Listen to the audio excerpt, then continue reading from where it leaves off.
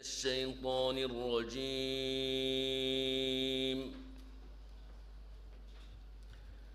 بسم الله الرحمن الرحيم. ما عندكم ينفد وما عند الله باق وليجزين الذين صبروا أجرهم بأحسن ما كانوا يعملون. من عمل صالحا من ذكر أو أنثى وهو مؤمن فلنحيينه حياة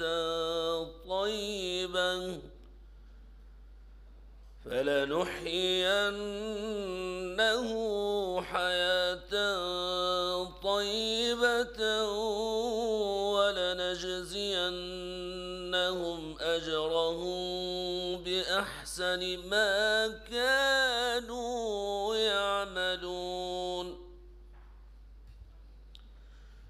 فإذا قرأت القرآن فاستعذ بالله من الشيطان الرجيم. إنه ليس له سلطان على الذين آمنوا وعلى ربهم يتوكلون.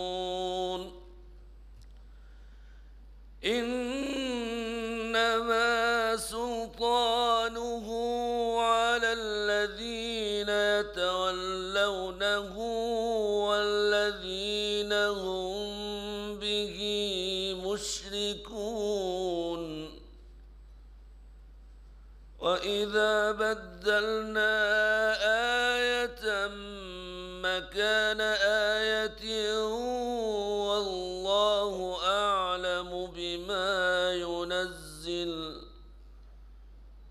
والله أعلم بما ينزل قالوا إنما أنت مفتر بل أكثرهم لا يعلمون. قل نزله روح القدس من ربك بالحق ليثبت الذين آمنوا وهدى وبشرى للمسلمين. صدق الله العظيم وبلغ رسوله الصادق المصطفى الأمين. ونحن على ما قاله مولانا وخالقنا من الشاهدين وبه مؤمنون ومصدقون ولا حول ولا قوة إلا بالله العلي العظيم. الفاتحة.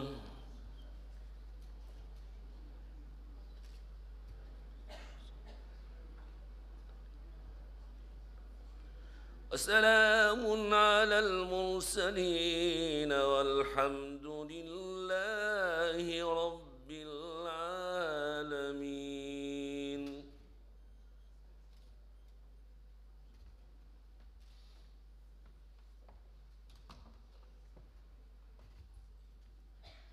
Distinguished guests, ladies and gentlemen, welcome, marhaban bikum.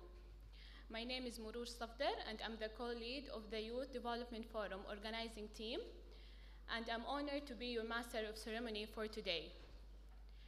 It gives me great pleasure to welcome all of you to the 7th ISDB Group Youth Development Forum on strategic partnerships to boost entrepreneurship and youth employment in the wonderful city of Tunis. Over the past 6 years, 6 successful youth development forums have been organized on the sidelines of the IDBG annual meetings. These forums brought together influential thinkers, policy makers, entrepreneurs, and international development policy experts to address, discuss, and debate critical issues of relevance to the youth around the globe. Youth unemployment is a key issue, which concerns Tunisia, the Maghreb region, and IDB member countries in general. As the challenges faced by the countries are deep and complicated, strategic partnership between all development partners is therefore key. An effective tool to tackle the youth employment in our member countries is entrepreneurship, which has been proven to lead to higher economic growth and productivity, innovation, and structural change, and most importantly, higher level of job creation and employment. Following is the program of our event. Today's forum promises to be enlightening and will begin with a keynote speech on entrepreneurship and innovation, followed by a high-level panel discussion and a showcase of business ideas by the top 3 participants from our fruitful 5-day entrepreneurship bootcamp organized in partnership with Flat 6 Labs. Before we proceed, we would like to thank the officials of the government of Tunisia, particularly the Ministry of Development, Investment, and International Cooperation for their support for today's event. We would also like to express sincere thanks and appreciation to all our panelists and speakers for honoring IDB Group's invitation to share their thoughts and experiences on this very important topic. We will now proceed to the keynote speech delivered by Dr. Hayat Sindi, Senior Advisor to the IDBG President on Science, Technology, and Innovation. Dr. Hayat is a leading biotechnologist and a champion of science and technology in the Middle East. She is the founder and president of the Institute for Imagination and Ingenuity, I2 Institute in Jeddah, Saudi Arabia, and co-founder and director for Diagnostics for All, a non-profit institution which creates innovative, inexpensive, point-of-care diagnostic devices for people in impoverished regions. In 2014, Dr. Hayat Sindi received Clinton Global Citizen Awards, Leadership in Civil Society, for her work to encourage innovation and entrepreneurship among youth in the Middle East. Ladies and gentlemen, it gives me great pleasure to invite Dr. Hayat Sindi to the stage. Dr. Hayat, the floor is yours.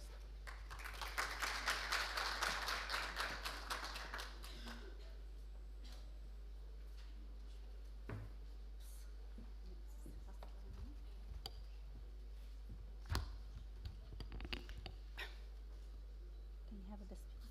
Can I have the presentation?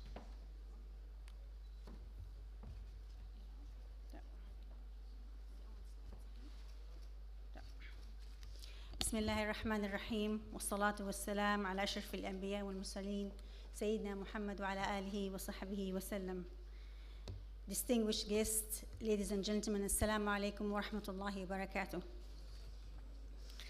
I'm really honored to address you all this morning and thank you for the invitation. And I'm going to take you through what I do understand of my experience of social innovation and how now the whole world talking about it. When I was a child, we used to play with a magnet, and I think we all did. And it was fascinating to see the power of magnets move things without any physical wires. But at the same time, it is really frustrating because you cannot take it apart to understand what's really going on. So you have to rely on your imagination to understand what does it mean. Even asking your teacher for the explanation of the magnet is not satisfying. That because the understanding of our science is not complete. The size of the unknown is huge, vast, and we only understand a bit of it. And I'm really surprised by our lack of change, approach, our confidence with our great theories may be too much, making us overestimate what we know and ignore experiments, our observations that don't conform. I'm really getting worried that some of the core truths we have, our foundation theories that we use for our modern technology have not changed for well over a century. They are frozen on time, collecting dust. Maybe a clue is our scientific lack of confidence, that we have elevated the heroes in the past to such a height, and it takes extraordinary confidence to think someone can do better. So new amazing ideas of imaginative scientists who don't come from the right place or who claim to break scientific laws tend to get thrown away and shot down in flames. However, I think we have stopped being open to wonderful, powerful, extraordinary ideas. We ignore new evidence and follow scientific heroes because we are safe and strong on the shoulders of giants. I believe the antidote is to fire up our imagination. Start to paint a new picture of the future. We need to keep humanity evolving. The fuel for scientists' imagination is observation.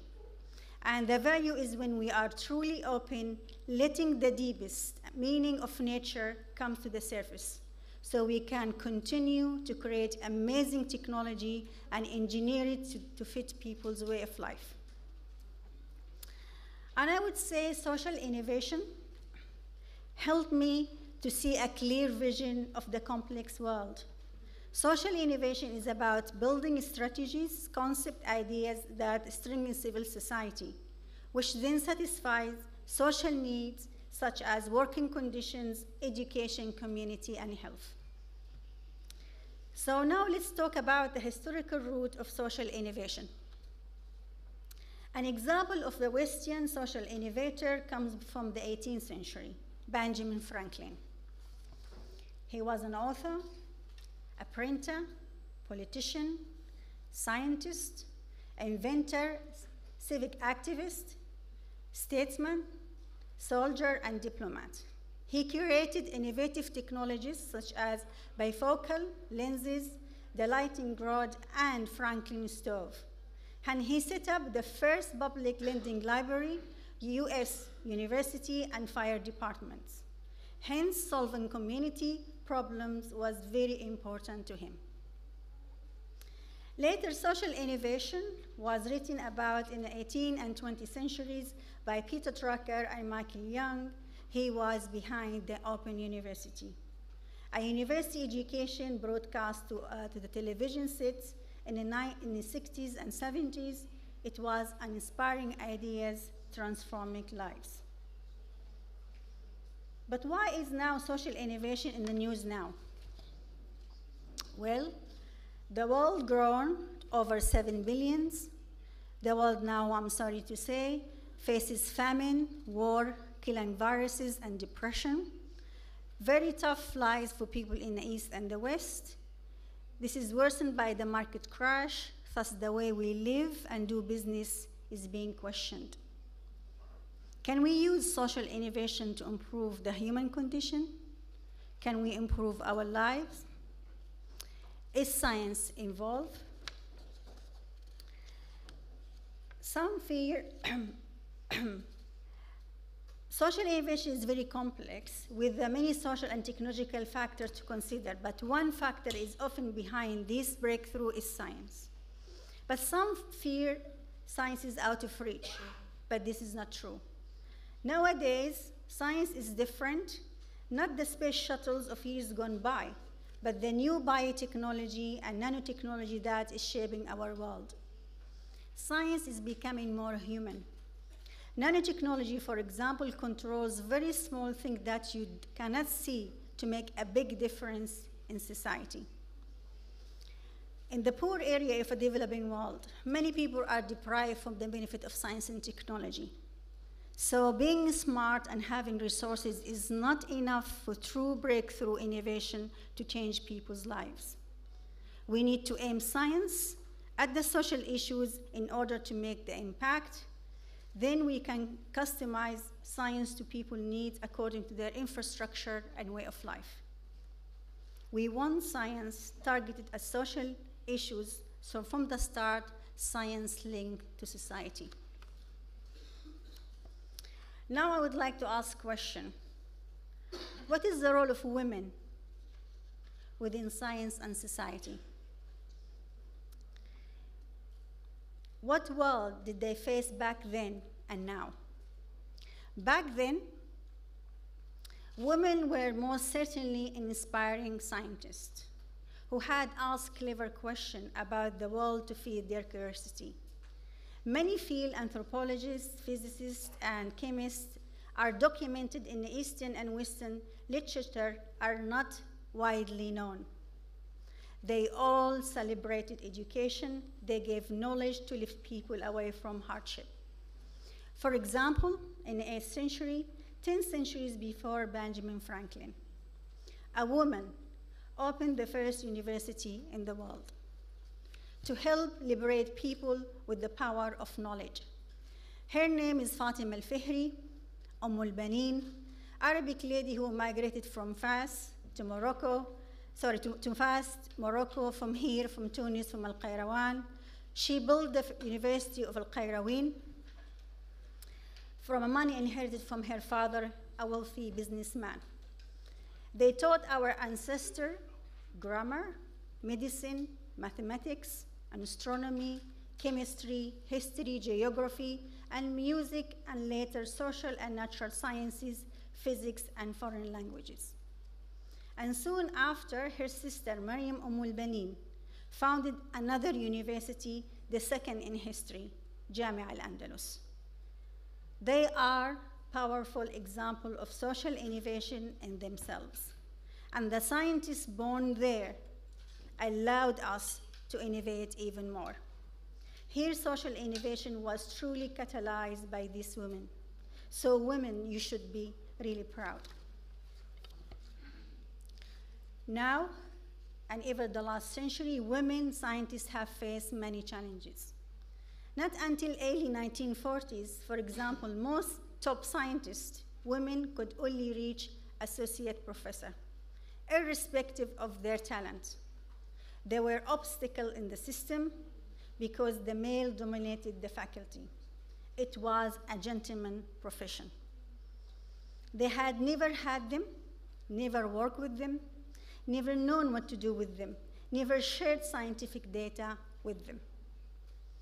By 1980s, the women's movement began, and they are received more recognition, but women still had to work very, very hard to improve themselves, to get grants, to equipment, to get promotion and tenure.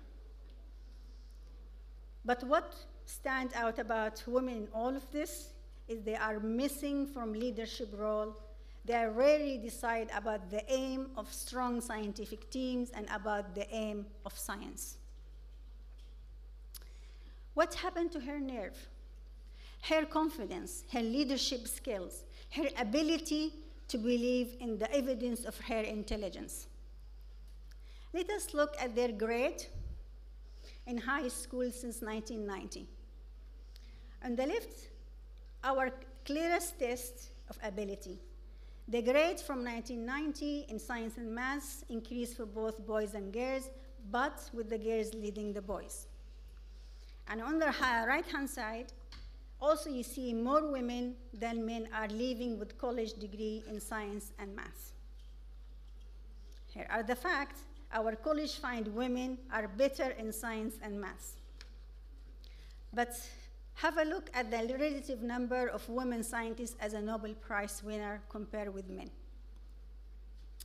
I'm sad to say women are in minority, only 17 of them over the last century, relative to 558 men, and that's only 3%. But what concerns me here the most is that scientific decision makers, the opinion leaders of the world, have less women. How does the lack of women scientists impact society?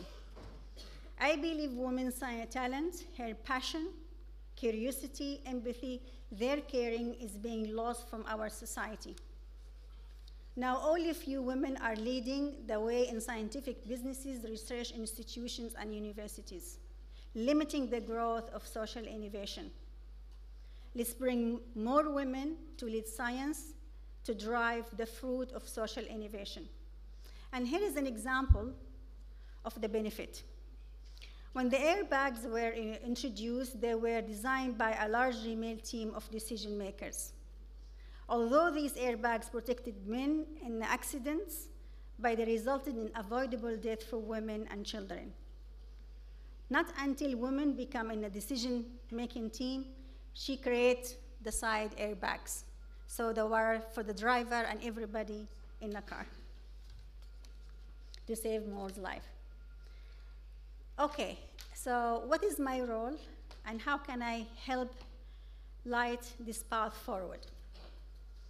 I will mention a little bit here about my journey as a scientist from the East and the West. I was born in Mecca. I came with a family of 8 children. I was traditionally upbringed and I have enormous love for knowledge.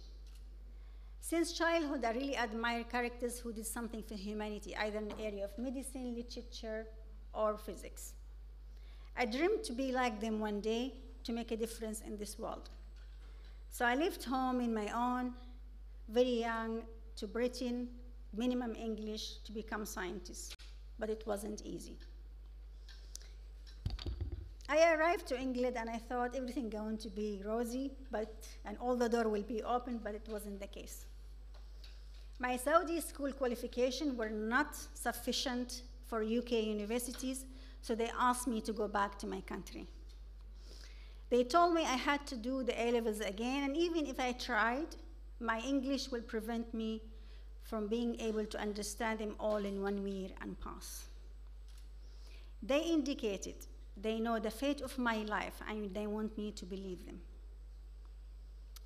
It was tough for me because I didn't want to go back yet. I came to England to satisfy my dream. So I thought that I had a brain just like they did. I hope so. So if they can, then I can. So the first years I hardly slept at all. I was full of joy, pain, and also tears. I studied between 20 to 18 hours a day because I never felt in my life I would want something so badly more than to pass my A-levels. Alhamdulillah, I managed to pass them all with flying colors, and then I managed to get unconditional offer from all universities who rejected me in the past. Also, people say science doesn't go with religion. It is not fashionable. Well, I went to King's College London and University of London, and I graduated with honors in pharmacology. Then I was lucky to get full scholarship from Cambridge University, and I graduated with PhD in biotechnology. I was also recognized scientifically and internationally. I get offer from NASA, from Berkeley University, Sadia Lab in Texas, and Tokyo Institute in Japan, Weizmann Institute, Euromedica in Switzerland, Department of Health in England for the mad cow disease. I was first recognized by the King Abdullah. He called me the gifted student and Mawhuba. And then I was asked by the Prince Philip to join the reception of the Royal College of Teachers of my contribution in teaching in medicine. And I was asked to present my work twice, over 10,000 students in House of Commons. And I started my own company in breast cancer early detection diagnostic. And I received recognition for my scientific achievement from Prince Khalid in Mecca. And then I became, in 2011, the National Explorer of National Geographic. And I was involved with the Nifty 50 to be one of the 50 scientists to inspire women education in America, and a Vital Voices as ambassador for women. And I become UNESCO ambassador, the first ever ambassador for sciences. And I become a member of the Shura Council in 2013. I was the first 30 women to become a member of Majlis al-Shura in Saudi Arabia. And I became the first, one of the 25 scientist advisor to Ban Ki-moon for 3 years. And then I received Bill Clinton Foundation for Global Citizen for my achievement for entrepreneurs. And now I joined the Islamic Bank for Development as advisor to His Excellency, Dr. Bandar Hajjar. Why am I mentioning all of this? Because a lot of people ask me how I made it. Well, it is very important to remain who you are. Retain your identity of your own culture, and recognize to other nationalities have many positive things to offer. It is really crucial to believe in yourself and passionately resonate that with a clear vision of your dream, because the impact will be huge. When I earned my PhD, a lot of people said I reached my goal.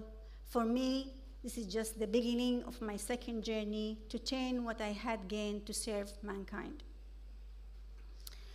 If I look from the heart, I recognize part of the world is deprived from the power of science and technology. Why? It's not because of capability. We're all capable as much as scientists. We need to work hard to grow remarkable solutions, encourage fantastic new ideas, and provide better product and service. I deeply wanted to link science and society. Although science is practically there, cars, planes, and rocket ship to the moon, but I wanted to make science more practical and real for people, social innovation, delivering real and genuine benefit and serving their need first. In 2006, I moved to Harvard, and I came to a very special lab. By everybody's standard, is a fantastic lab. Why? Because there we make innovation, a unique innovation is social innovation, which is going to change people's lives forever. And with this invention, we were the winner of both competitions, social innovation from Harvard and 100K MIT. And you can see here, they say witness history. This is the first time ever one group won both competitions in the same year. Then we established a company based on this innovation called Diagnostic for All, and its mission to provide affordable, low-cost diagnostic tool to help everyone.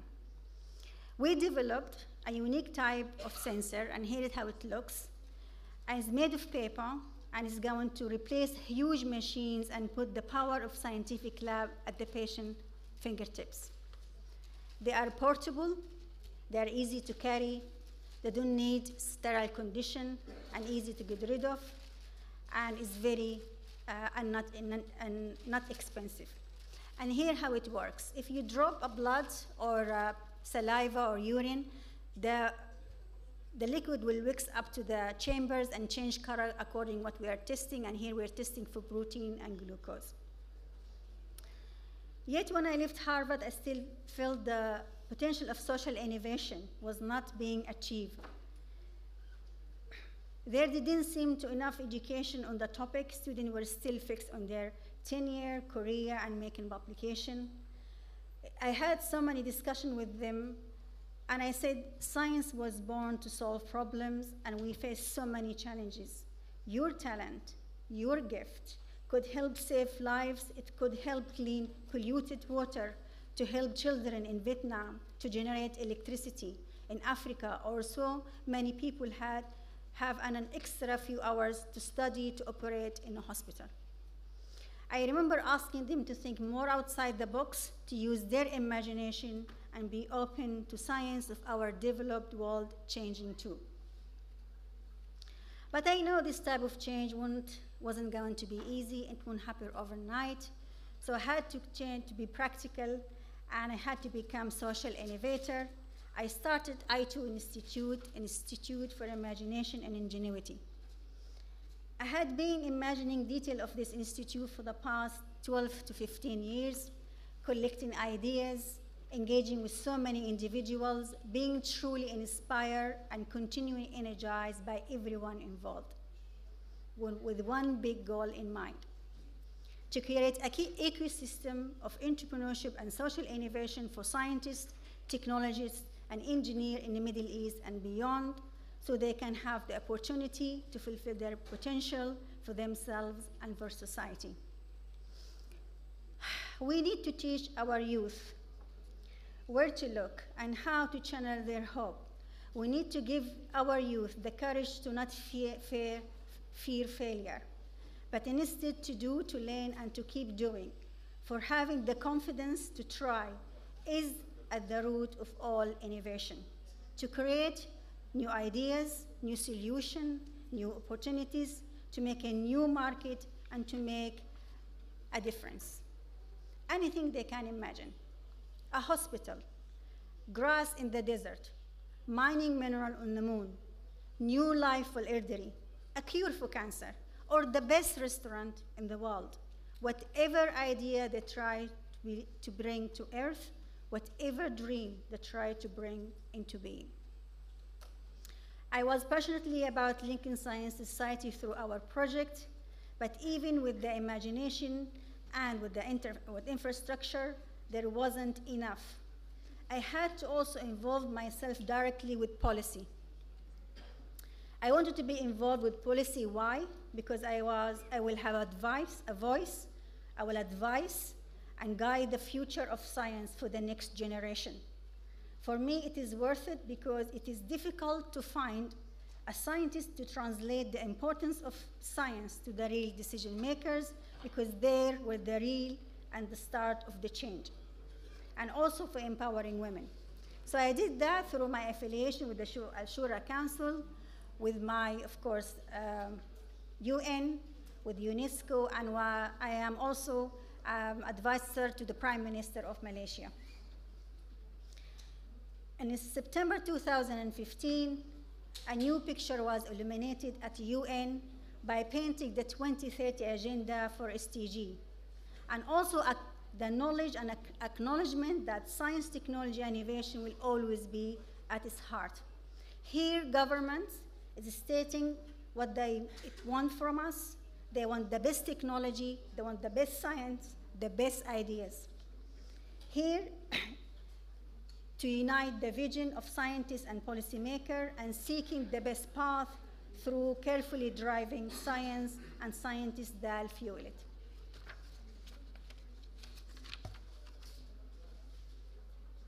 The UN put 10 advisors, and I'm happy to say I'm one of them, to see that STI, Science, Technology, and Innovation, are a real result for SDG. So my focus now is science and sustainability, especially in the developing world. There are wonderful changes afoot there, and I am now involved with the Islamic Development Bank and MENA region, and it's changing a lot of what we do. For example, the funding model has changed for donation, i.e. not giving a fish, is to teaching how to fish and providing support. So much of our work is in developing and supporting infrastructure so we can get more for less. Thank you.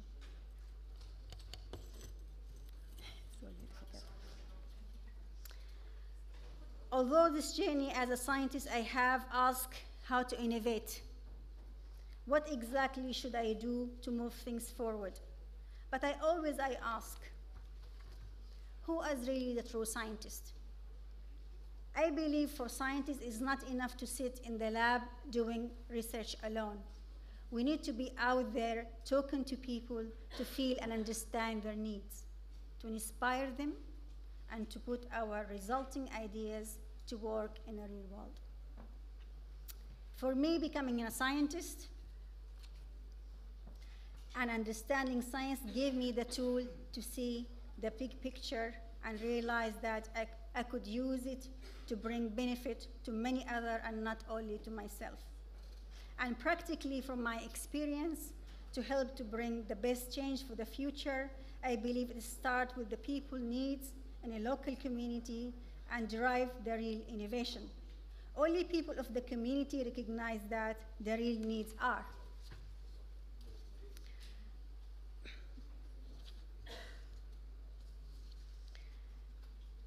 When we spot the need in the communities, we need something else, our imagination. To find that sparkling solution for a sustainable world, we not only need to think outside the box, but we have to think outside the box. Finally, I would like to define imagination in this way. For me, imagination as the confidence to dream about something people would say no to, but you have the confidence to achieve it. And if someone says, no, it doesn't mean you are wrong, it means something is missing in their life they haven't recognized. On the other hand, if they said yes, it means they want you to improve something they already exist, so there not be the opportunity you hoped for. So keep going against people's rejection, because by doing that, you may reveal the missing part that could change their life forever, and of course, for a better one. Thank you very much.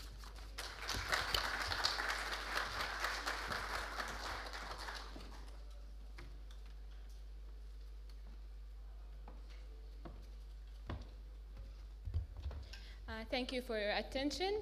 Thank you, Dr. Hayat, for the informative, motivational, and inspiring speech. We will now proceed to the panel discussion. I'm delighted to invite Ms. Sharia Walker, who will be our moderator for the upcoming panel session. Sharia is a senior youth development specialist at the ISDB. Before joining the bank, Sharia was an entrepreneur and established the first privately owned conflict management consultancy firm in Saudi Arabia, where she provided mediation and dispute resolution services to small businesses and entrepreneurs.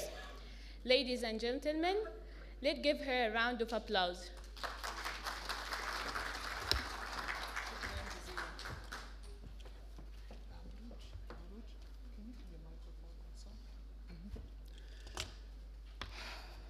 Bismillah ar-Rahman ar-Rahim.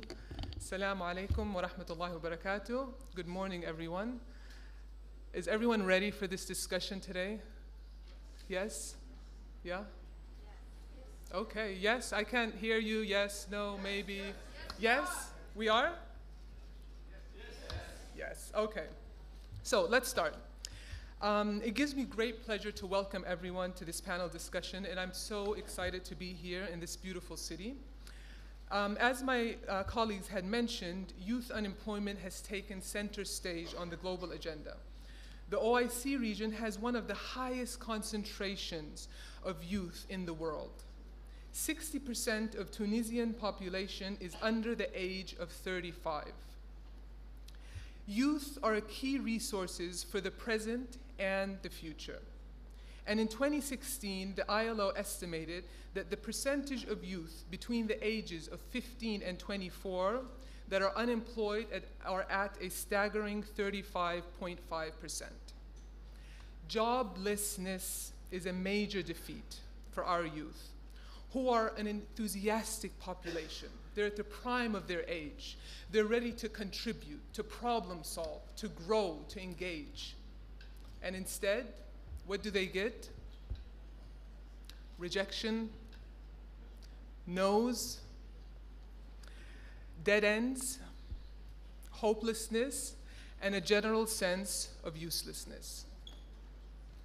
That being said, maybe this frustration is forcing a novel way of doing business, a more sustainable method that encourages innovation and is based on collaboration and partnership. So commerce sites like Souq.com and the ride-hailing app Careem or Uber are great examples of what is possible. So what environment is needed to multiply these successes? Ladies and gentlemen, the goal of our discussion today is to explore, can the development of an entrepreneurial ecosystem boost youth employment? and what are the possibilities, the challenges, and the way forward. So today, to do this, we've brought together a panel of experts from a variety of sectors. I'd like you to please join me in welcoming our esteemed panelists. Sayyida Unesi, I'll invite you guys up to the stage. Sayyida Unesi, she's the Secretary of State for Vocational Training and Entrepreneurship from the Ministry of Vocational Training and Employment in Tunisia. Sayyida is doing her doctoral degree in political sociology. Sayyida?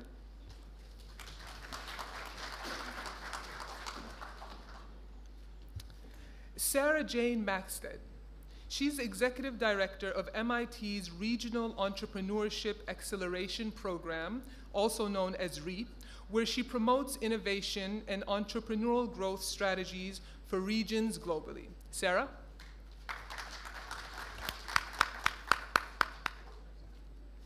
Sayed Hassan Sagaf. Sayed is the Senior Micro-Rural Finance Specialist at the Islamic Development Bank. He's the team task leader for the Youth Employment Support Program, also known as YES in Egypt, and also structured the SME funds for Saudi Arabia. Sayed. Ladies and gentlemen, please, I'd like you to welcome them. Okay. Rania Bakhazi. She's the Senior Enterprise Development Specialist at the International Labor Organization in the Beirut office, Lebanon. Her work also includes the delivery of extensive training in the field of SME development and management, as well as assistance in the formulation of SME policies and program. Rania. That's more like it. And we have Nabil Ghallab. He's the CEO of Zaytuna Tamkeen Financial Institution, the one and only Islamic microfinance and economic empowerment institution in Tunisia. He's also the president of Tamkeen for Development, an NGO specialized in the economic empowerment of disadvantaged people. Nabil.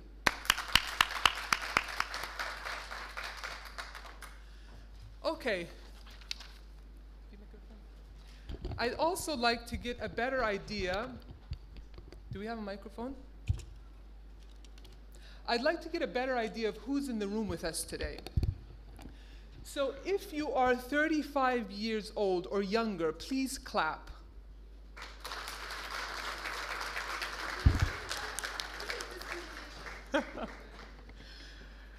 Okay, so that's a great representation. We have a great show up of youngsters.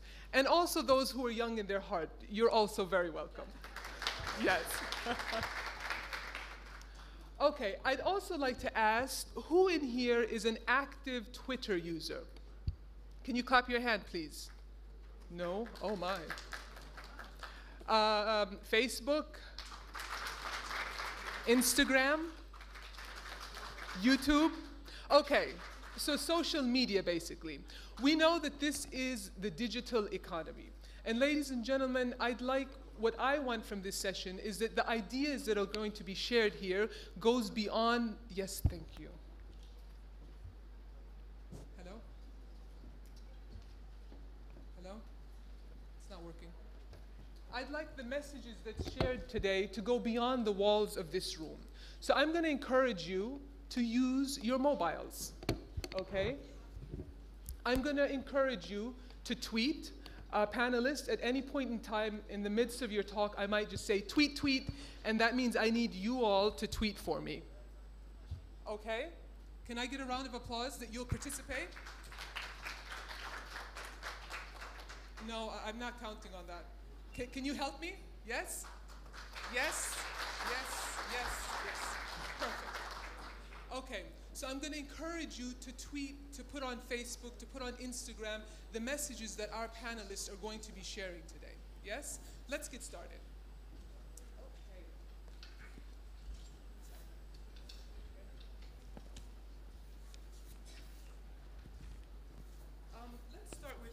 Let's start with Sayyida. Sayyida, can you take a few minutes and tell us about? It's not working. Hello.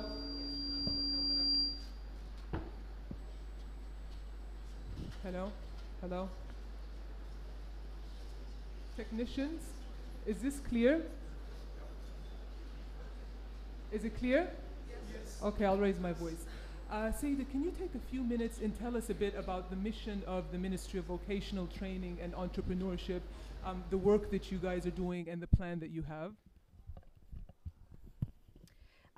First of all, I would like to welcome everyone, especially our dear and esteemed guests. In the name of the Tunisian government, we're very happy as a country to host this annual meeting, and it's a great occasion for me to welcome the whole Islamic Development Bank Group.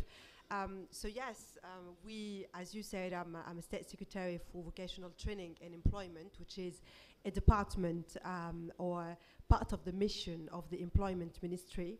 Our mission today for us is to develop entrepreneurship as a public policy for employment, as potentially a vehicle to create employment in Tunisia and to develop the private sector as an employer. Because we're talking later, I guess, about the challenges, but as many countries who looks like us, the main employer in the country was the public sector and was the state. So we kind of moving from a paradigm to another, and entrepreneurship, but also vocational training are today our main strategies. So basically we have a national entrepreneurship strategy which is having 6 axes. So it's about spreading the entrepreneurship culture in Tunisia, which is also lacking and missing a lot. It is also about developing or make more modern the legal framework for entrepreneurship in the country, facilitate the access to finance, facilitate the access to the market, also have an institutional reform to make clearer who are the public but also the private stakeholders when it comes to entrepreneurship, and finally going through a reform in terms of human resources, so to have more people who are have the capabilities to answer the demands coming from citizens, and especially the young ones when it comes to entrepreneurship in the country.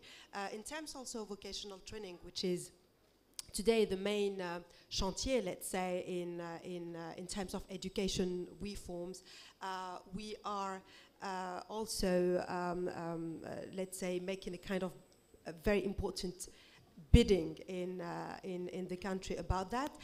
We are one country or a society where till now classical education, having a degree from higher education, from university, was the main path of success. We want to move from that to a more, let's say, German or North European system where vocational training is also seen as a successful also career. So we're making also more modern, more transparent, more accurate the, let's say, trainings that we give into the public vocational training system, but we're also making our governance mode clearer. So the private sector today is also included in the way we design our policies, in the way we choose also the specialities that we want for the country to be, once again, more accurate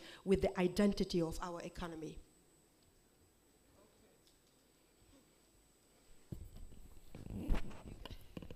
Thank you for that, Saida.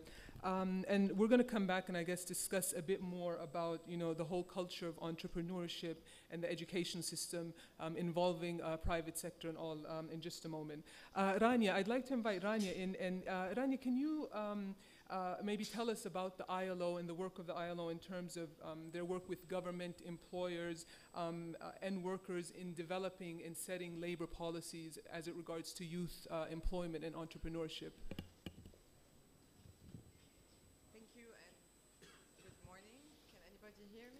I think you have to go really close to the mic. Yeah. Good morning. Is it clear? Yeah, no. I think you can hear me. No? No? Okay. Good morning. Can you hear me? Mourouj, Khalid, can y'all see if you can, the technicians for her mic, please. Okay. Okay. I hope you can hear me. So good morning. Nice to be in the city and nice to have you all on a Sunday, 1st of April, and this is not a joke. So whatever we're saying on this panel is actually from experience. I come from the ILO, the International Labour Organization, and we actually work at different levels of intervention, from the meta level, which is customs and traditions, to the macro level of policies, to the meso level of institutional building, to the micro level, to the young people who benefit from our intervention. So what do we do on youth employment? Well, we actually always start with the labor market information system set in place so that we actually get the data. Sharia spoke about the 30 and something unemployment rate among countries in the region, among youth. And this is where it all starts from. From these data, we move into an employment policy, and that employment policy formulation focuses sometimes on youth, if this is the priority of a country. And from that, we move into how we can get youth involved in everyday life and become economically empowered. And this is done usually in our way, through entrepreneurship, private sector development, having them create their own employment opportunities, whether in small enterprises, in cooperative, or in social enterprises. So we help them, we assist them, we build the institutional framework that actually could be conducive for them to start their businesses. And then, of course, we train them and we educate them. And not only our youth, but also their families. Because as the first speaker said, we need to create an ecosystem that is conducive. And that is not only laws and policies and access to finance, it's also a mindset. And that mindset has to exist with the family around that young person, whether a man or a woman. So when we actually target the youth and we target the environment around them so that it is supportive and it encourages them to actually choose self-employment as a career option. And in our region, the tendency has always been, and it still is in certain places, to actually pick the public sector employment as a first job because it's nice and easy, it has benefits, it lasts forever. We're trying to change a culture, and this is not done overnight and not done by targeting youth only. It's done also by targeting their families and working with them so that they help young people and give all the support they need. So we intervene at different levels, and we do that statistically, and we do that with support services that we can provide, and we'll talk about that a bit more later. Thank you. Thanks, Anya. Okay, let's move now to Nabil. Nabil, finance and the private sector.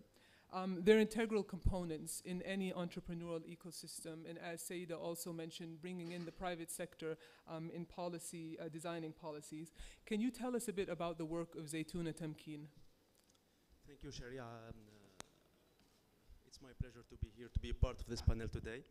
I will deliver my speech in Arabic, so my apologies go to the to the French speakers and the English speakers. I would like to deliver a speech from the heart, and hearts usually do not need translators.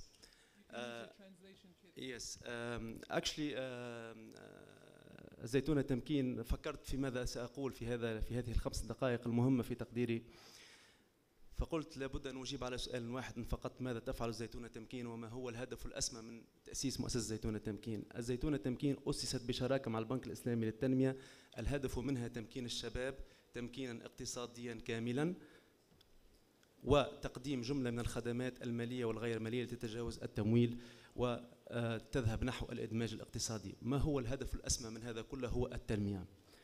ولما نتكلم عن التنمية لطالما تأملت هذه الكلمة العجيبة المتكونة من 5 أحرف فقط: تاء ونون وميم وياء وتاء، 5 حروف أقيمت من أجلها الثورات وانتفضت من أجلها الشعوب وفي مقدمتهم الشباب، 5 حروف رصدت فيها الميزانيات الضخمة وخططت فيها المخططات. وبعد تجربة هي الأخرى الشابة في المجال التنموي أردت أن أحيل لكم فهمي المتواضع لهذه الحروف ال5. فأما التاء فهي تمكين، والتمكين أنواع ودرجات كما تعلمون، ولكني أردت أن تكون تاؤنا الأولى تمكينا اقتصاديا واجتماعيا. والتمكين الاقتصادي والاجتماعي كما يعرفه البنك الدولي هو توسيع قاعدة الأصول وتطوير قدرات الفقراء في التأثير في المشاركة، أو الفقراء والفئات المهمشة أو الشباب في التأثير والمشاركة والإدماج وامتلاك مؤسسات مسؤولة يكون لها الأثر في تغيير حياتهم ومجتمعاتهم. هذه التاء الأولى. وأما الناء أو النون فهي نماء ونمو جراء هذا التمكين.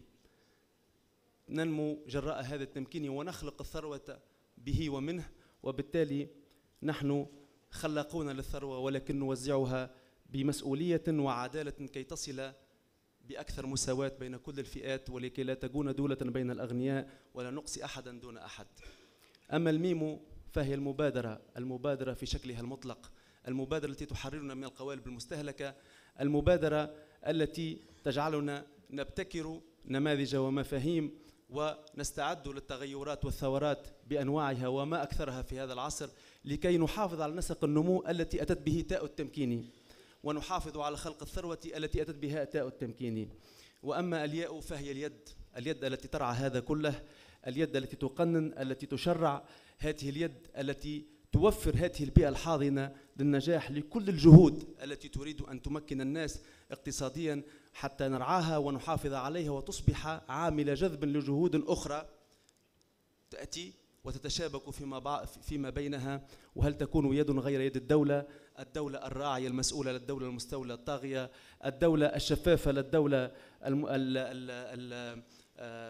القوية، تلك الدولة الشريكة والراعية للشراكات، الدولة التي تعمل وتختار بين الأيسرين الأيسر. هذه الياء اليد. بقي حرف واحد وهو التاء الأخيرة، وهي تمكين، ولكنه ليس تمكين اقتصادي بل تمكين عام متعدد الأوجه والأبعاد.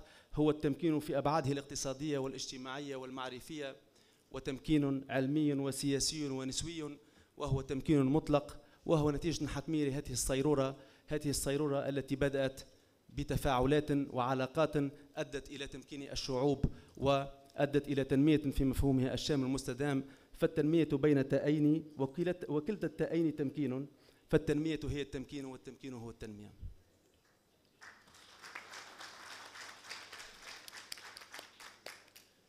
Thank you for that, Nabil.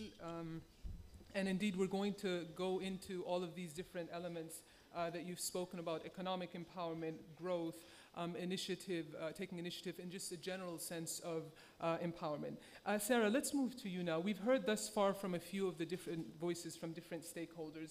Can you tell us a bit about the MIT REAP program and what it does in terms of supporting entrepreneurs? Absolutely. Thank you for having me here today. And sorry for the acronym, REAP, Regional Entrepreneurship Acceleration Program.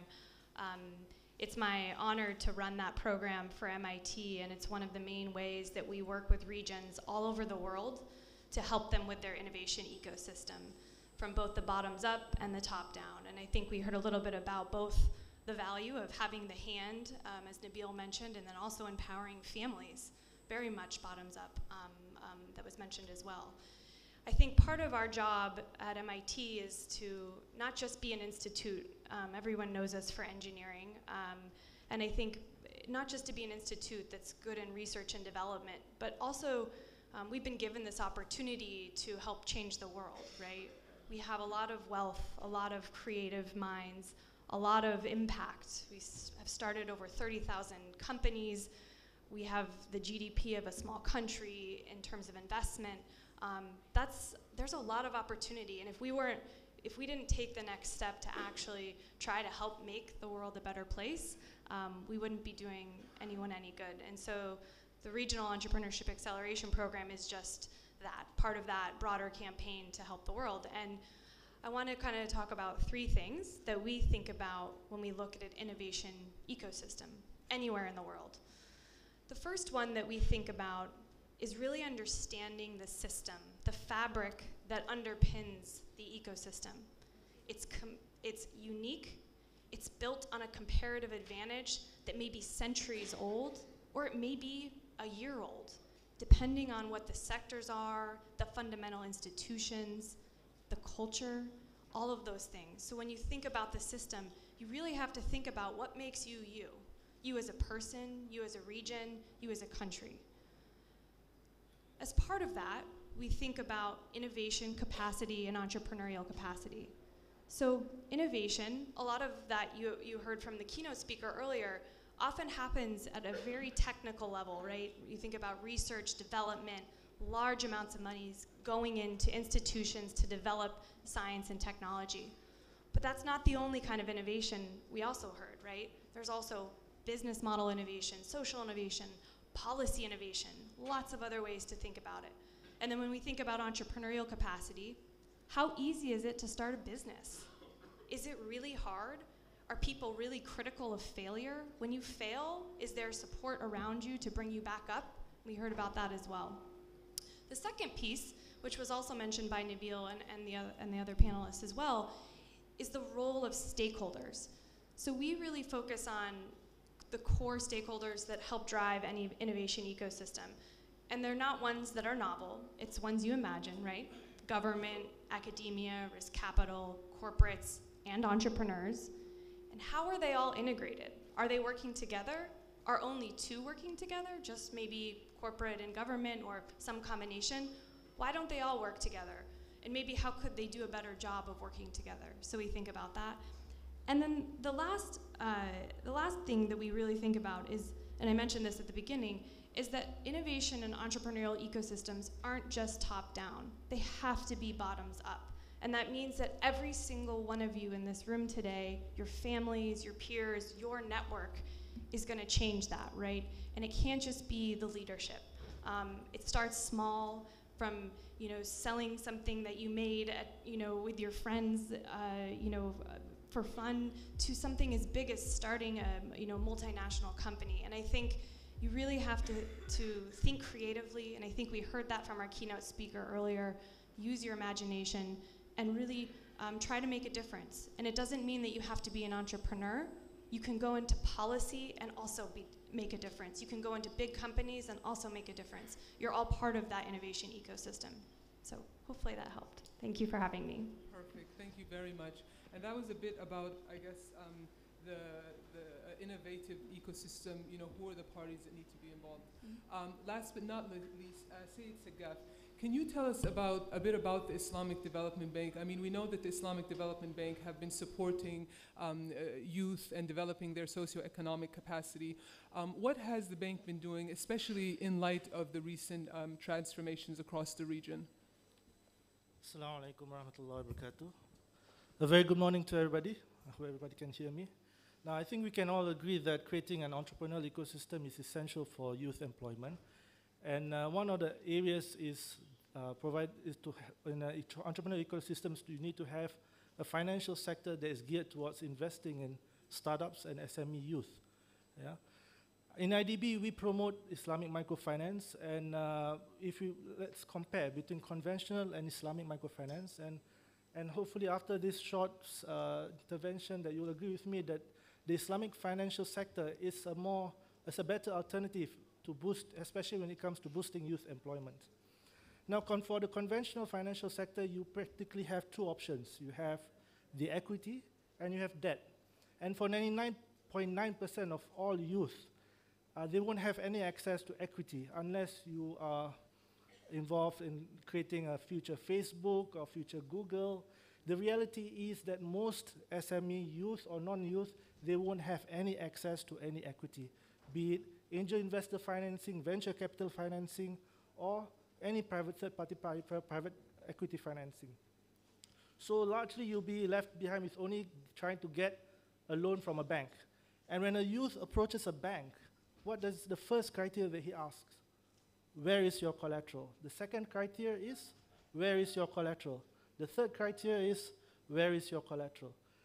And the innovation that has always been involved in conventional finance is to try to replace this conventional collateral with either social collateral or government guarantee or some form in microfinance, conventional microfinance, we have like warehouse receipts, mobile collateral to make it easier for youth to have access to a bank loan.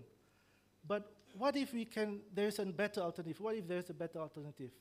What if we can get bankers, microfinance institutions to do business with their clients, treating their clients, the youth, as business partners, as traders and investors? What if we can get bankers, microfinance institutions to do trade and investment with their clients? Now, this is what IDB is doing in form of Islamic microfinance, and we have done this in the Youth Employment Support Program in Egypt, where we supported a group of 130 youth. 80% of them are women. We provide them financing to purchase ruminants. A real example, ruminants. And This financing, there is no collateral involved, no guarantees involved, but the Adel Khair project actually not just help them with the financing, with the credit, they also help them to provide, to get a better price for the ruminants by doing bulk purchase. They help them to provide technical expertise, and once the livestock is grown up, they help them to provide access to markets. So this is the example and the partnerships that we want to encourage here in IDB, and if we are able to do that, and we have shown to be able to do that, it is truly transformative. It is empowering not only for the youth, they get access to finance, markets, know-how, technology, not just finance, but it is also empowering for the financial institution. No longer are the financial institution restricted to the role of the financial intermediary. They can actually not just control the credit risk, but be involved in the value chain and control the business risk. So this is what we do in IDB, and maybe in future interventions I can give some more examples. Thank you. Sure thing. And I think examples will actually be really good later on down the line to make it a bit more concrete. So now let's move into the actual discussion, and we're going to start by talking about maybe some of the challenges. So Saeed, I'll start with you, and can you maybe talk to us a little bit about, can you explain, number one, the high level of unemployment rate for youth in Tunisia, and perhaps touch on what are some of the main challenges the government they're facing in terms of policies and programs for youth employment and entrepreneurship? Well, so in Tunisia, as everybody says, because I'm seeing many experts here, we have this very structural unemployment, which is about 50.6%. And its particularity is that many of the people who are jobless in Tunisia are actually holding a degree from university, so they have a diploma between their hands.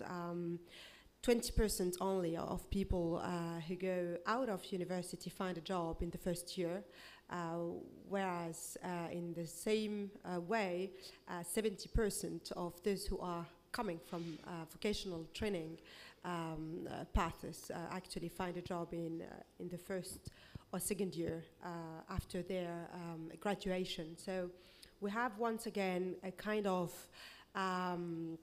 dichotomy between the human resources that are actually here, or the way we as a state as well, and this is also part, let's say, of the mea culpa coming from the public sector, the way we actually manage our national human resources, and the identity, once again, of our economy and the needs who are in Tunisia. So we are basically, in one of the last studies, national studies that we did, find out that 145,000 jobs are actually looking for people to work, looking for candidates. So we have this, let's say, whole system of matching, which is also kind of lacking. And which is also the results, let's say, of a national policy of sending everyone to university and have a mass education also policy, which was kind of also easy and relaxing, because the more you send people to university, the less they are looking for a job, because they spend a lot of time paying into educative or academic institutions. So we're moving from this, let's say, context to another one, which is to be more proactive into this job matching system, which is now being put in place through, first of all, our main public actor, which is the National Agency for Employment, but also to make sure that private sector stakeholders can also be part of this job matching process. Let me interject right here, because I think this is a great point where we could bring in Nabil as a private sector and maybe hear a bit from you in terms of youth unemployment, once again in Tunisia, and from a private sector perspective, what do you see as, I mean, you work with youth, you work with other entities from the private sector. So what do you see are some of the challenges? Saida mentioned about, you know, managing human resources and the mismatch.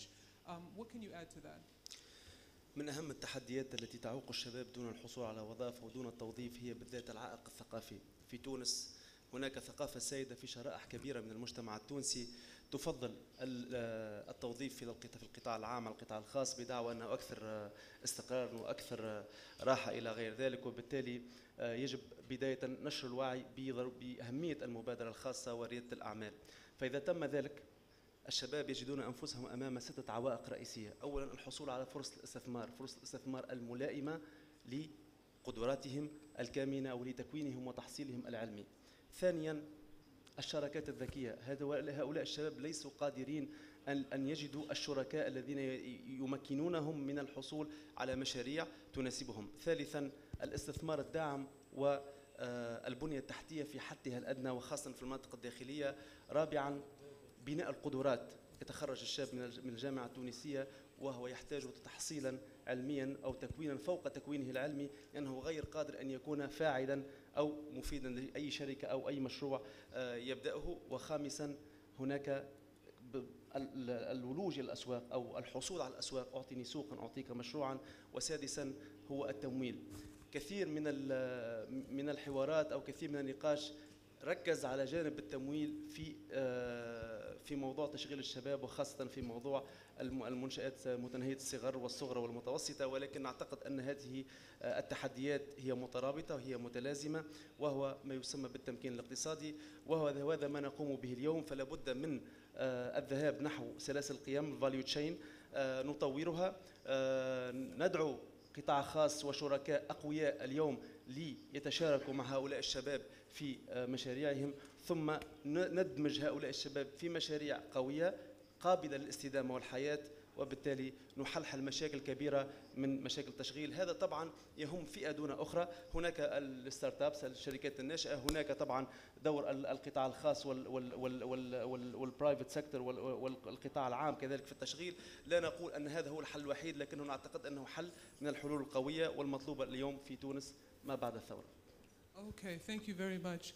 Go ahead, Sarah. I just wanted to mention, Nabil and I think the entrepreneurs, I think the young generation is seeing this as a challenge, and I think we saw how many startups on Friday 15 that were pitching, I think 4 or 5 were pitching on this exact challenge, how to connect, you know, how to find jobs and how to place, you know, this matchmaking, and it was inspiring to see and really articulated. I think that they are seeing it as a challenge and also an opportunity to be entrepreneurial, right? To start companies to actually help with matchmaking, which was great to see on Friday. Saida, you want to? Yeah, well, just on this particular subject, as said Nabil, it's the role of the state here is actually to come up and to answer your question about the challenges with a legal framework which is also adapted to the reality and to the, let's say, real experience that we have in Tunisia. So, for example, we've been working for this whole year on what we call the Startup Act, which is a new legal framework for startups in Tunisia, which is going to pass in the vote in the parliament tomorrow. So it's been a long work of convincing also all the stakeholders and having a direct dialogue line with the startup ecosystem, which was the main actually stakeholders, helping us as a state to design the law and to reform the financial banking, but also the accompagnement system, which is in Tunisia. The second thing is also not only to think about startups, innovation, but also to look at those who are in the bottom line of the pyramidal entrepreneurship ecosystem, and mainly self-entrepreneurs and auto-entrepreneurs, which still in Tunisia, which being, you know, when you have a very finished legal system, and Tunisia is one of the countries which historically have a big and large legal framework, usually you don't find these new models. So we've been also in collaboration with all the civil society actors who are today representing self-entrepreneurs and advocating for self-entrepreneurs, come out with a new legal framework also, which is being adopted next month. So mainly, once again, to be more accurate, because reforming the legal and administrative framework is answering and responding to the main obstacles, which are not money, which are not finances, which are more, once again, the norms and the regulations. And maybe we can talk a bit more about these legal frameworks and solutions later on. But I'd like to bring you in, Sayed, and talk about, I mean, we have, the Islamic Development Bank has 57 member countries. So what type of partnerships do you think are needed to strengthen entrepreneurial ecosystem in the OIC member countries? Yeah, when it comes to creating an entrepreneurial ecosystem, we spoke about the financing and we spoke about non-financing also, aspects, rules and all that. But one thing that I think IDB can go into more into is creating platforms whereby you have private and public sector can discuss and be a part of the engagement in creating that entrepreneurial ecosystem. Before joining IDB, I was part of the Spring Singapore, which is the SME development agency, and this is something very important which what we did. We had, besides being creating a program for incubators, and we all had different programs, everybody in my department, we were involved in the Action Committee for Entrepreneurship as a General Secretary.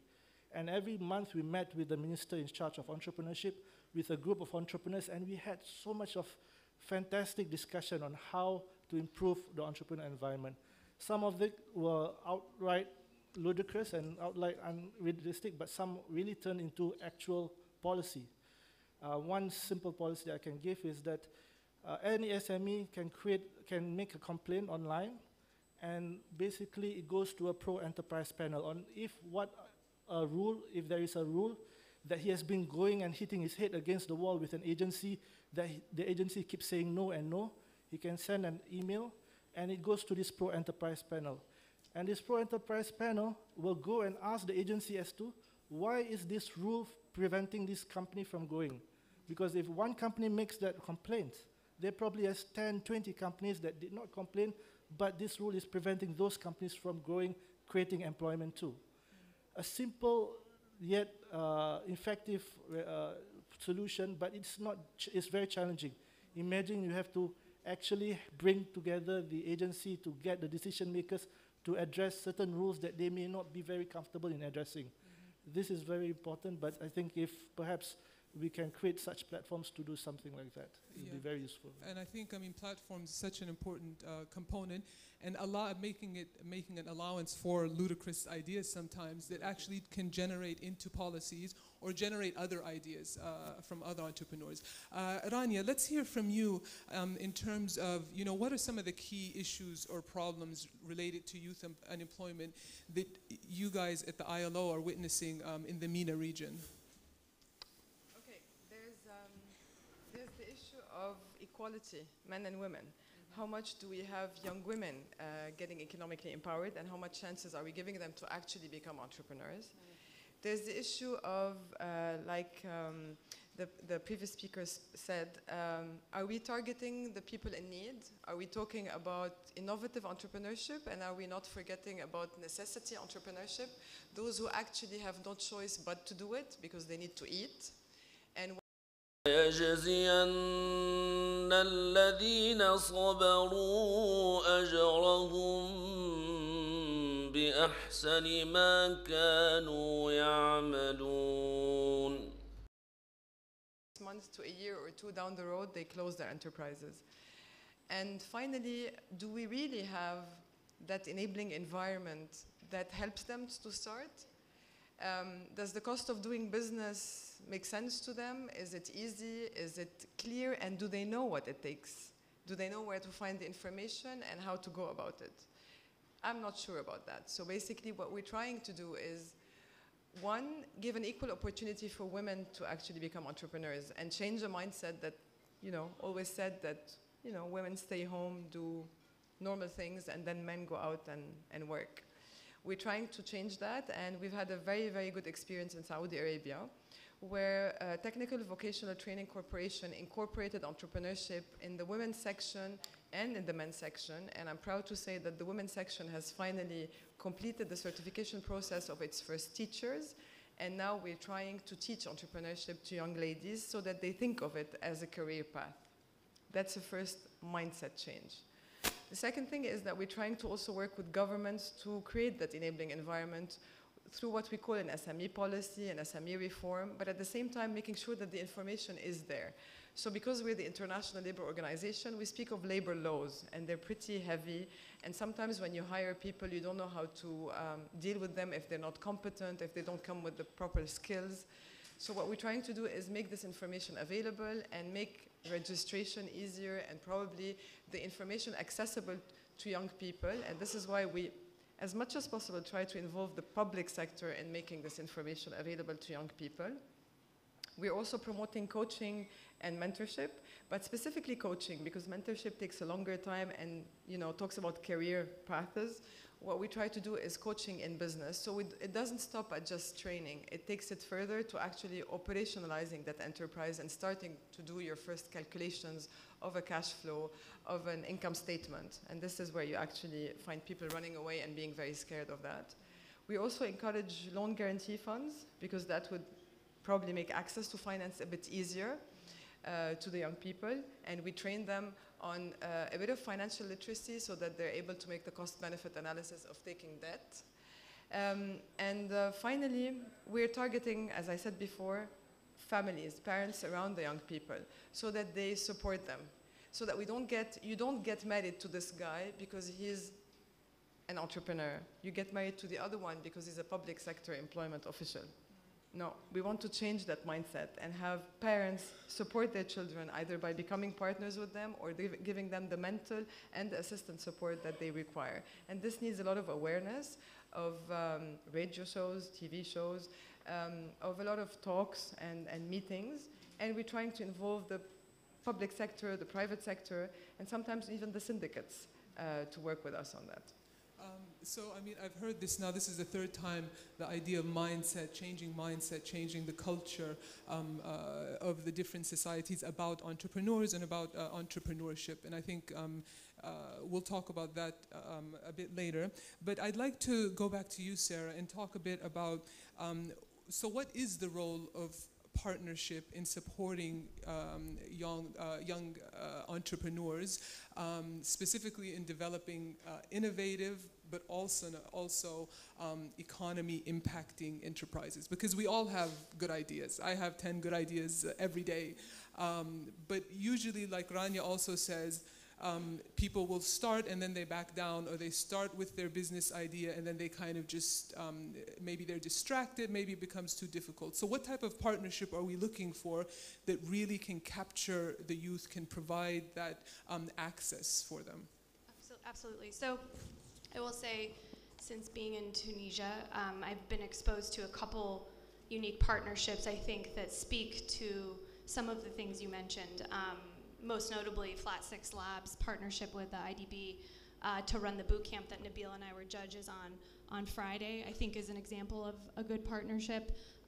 Also, the Founders Institute, that's partnership as well. I think by allowing what I call intermediary organizations like incubators, co-working, ideas, hackathons, things that get people excited about entrepreneurship, and supporting those, whether you're a company, the government, a university, a bank, whoever it might be, that you're supporting those, that you're doing kind of your part of your mission as being in one of those roles is to also enable the culture, enable the ecosystem.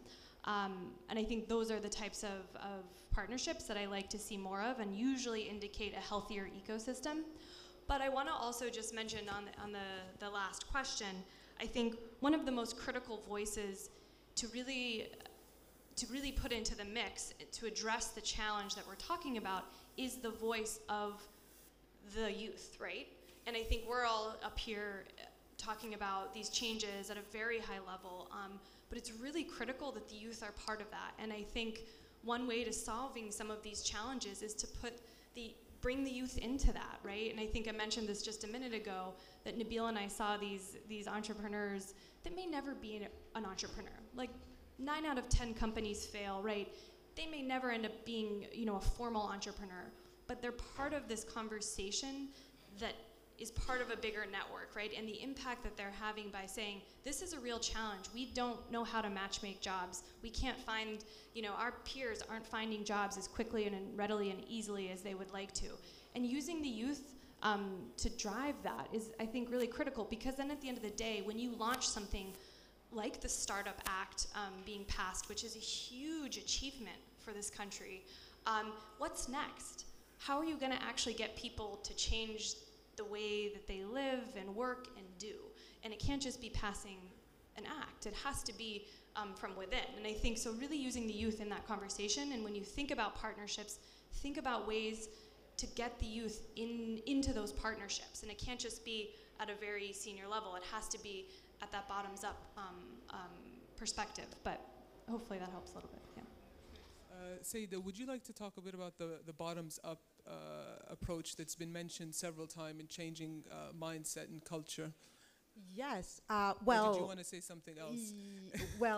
We actually, it's important to know that we open up our doors to civil society organizations of the ecosystem. So basically to recognize that as a state and a main public actor, we don't know how to do everything, and we have administrators who are not always civil servants, who are not always equipped or qualified to actually do the mentoring or to do the coaching, but in the same time, we have people in our society who are experts on that. So basically, just to open for these partnerships, we basically have conventions with every single civil society NGO who is doing something on entrepreneurship. We open up also our physical spaces, talking especially about the entrepreneurship spaces and the employment offices who are in the 24 regions. So to be, once again, cooperative. And it's easier when you are in democracy, actually, because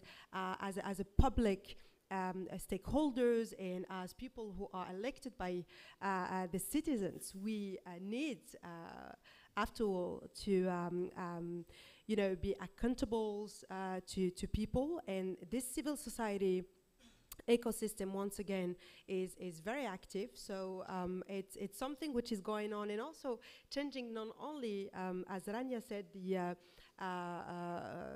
mindset of the citizens or of the potential target of these policies, but also the mindset of the public stakeholders and public actors who are inside of the state. I just wanted to add something about the mentoring and the coaching policies. So we moved through as a ministry and our agencies from a let's say strategy of only giving money and providing for the financial resources to actually being a space where people can find out the services that they need. And we basically moved our coaching and mentoring programs from 1 year to 3 years to also address this mortality and the potential failure of the startups or of the projects of the micro project. But for us, it's also to say and to make sure that our regulations accept the fact that people can fail once and twice without being actually treated as criminals, whether it is before the banking system, whether it is in the way the public administration is going to judge them in the future. That's why also when I was talking about regulation, the change of it is very important. And I think, Saida, I mean, you've mentioned quite a few important points, and one of them is involving civil society and the role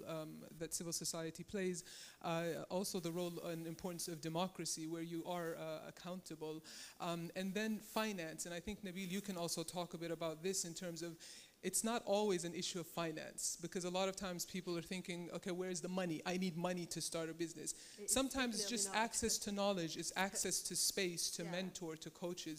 Nabil, can you talk a little bit about that, and maybe also touch on the importance of, or what type of partnership would we need to support value chains? And maybe if you can give us an example, that would be excellent. Exactly. I would like to revert back to the importance of partnerships. الشراكات مهمة جدا طبعا. أعمال مؤسسات التمكين الاقتصادي وتطوير سلاسل القيم قائم على الشراكات، ولا يستطيع أن يعمل إلا بالشراكات. اليوم ماذا يحتاج الشاب أو رواد الأعمال؟ يحتاجون علاقات مع المزودين لمدخلات الإنتاج، يحتاجون علاقات مع منظمات المجتمع المدني للتدريب والتكوين وإعطاء الأفكار، يحتاجون علاقات مع بنوك الأعمال لطرح أفكار مشاريع مهمة ومتناسبة مع الخصائص التفاضلية للجهات، يحتاجون تمويلا ويحتاجون سوقا. طبعا هذه كلها قائمة على الشراكات. لا نستطيع كمؤسسات نحن أن نوفر هذا كله، فنحن نفاوض المزودين لفائدة رواد الأعمال ونعطيهم مدخلات إنتاج أرخص من المدخلات الإنتاج الموجودة في السوق. نحن اليوم نتفاوض ونتعاقد مع نسيج مهم من منظمات المجتمع المدني لتوفير ما يسمى بالخدمات الغير مالية من تطوير القدرات والمهارات إلى غير ذلك.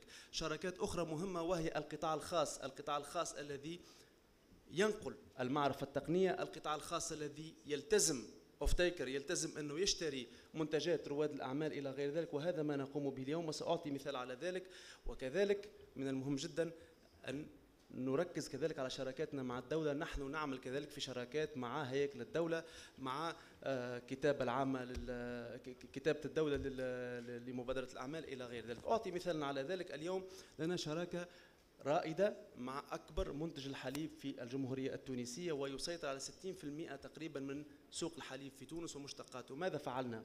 نمول اليوم ونكون وندرب 2500 مربي من صغار المربين. طبعا في تونس هناك أكثر من 123 ألف مربي.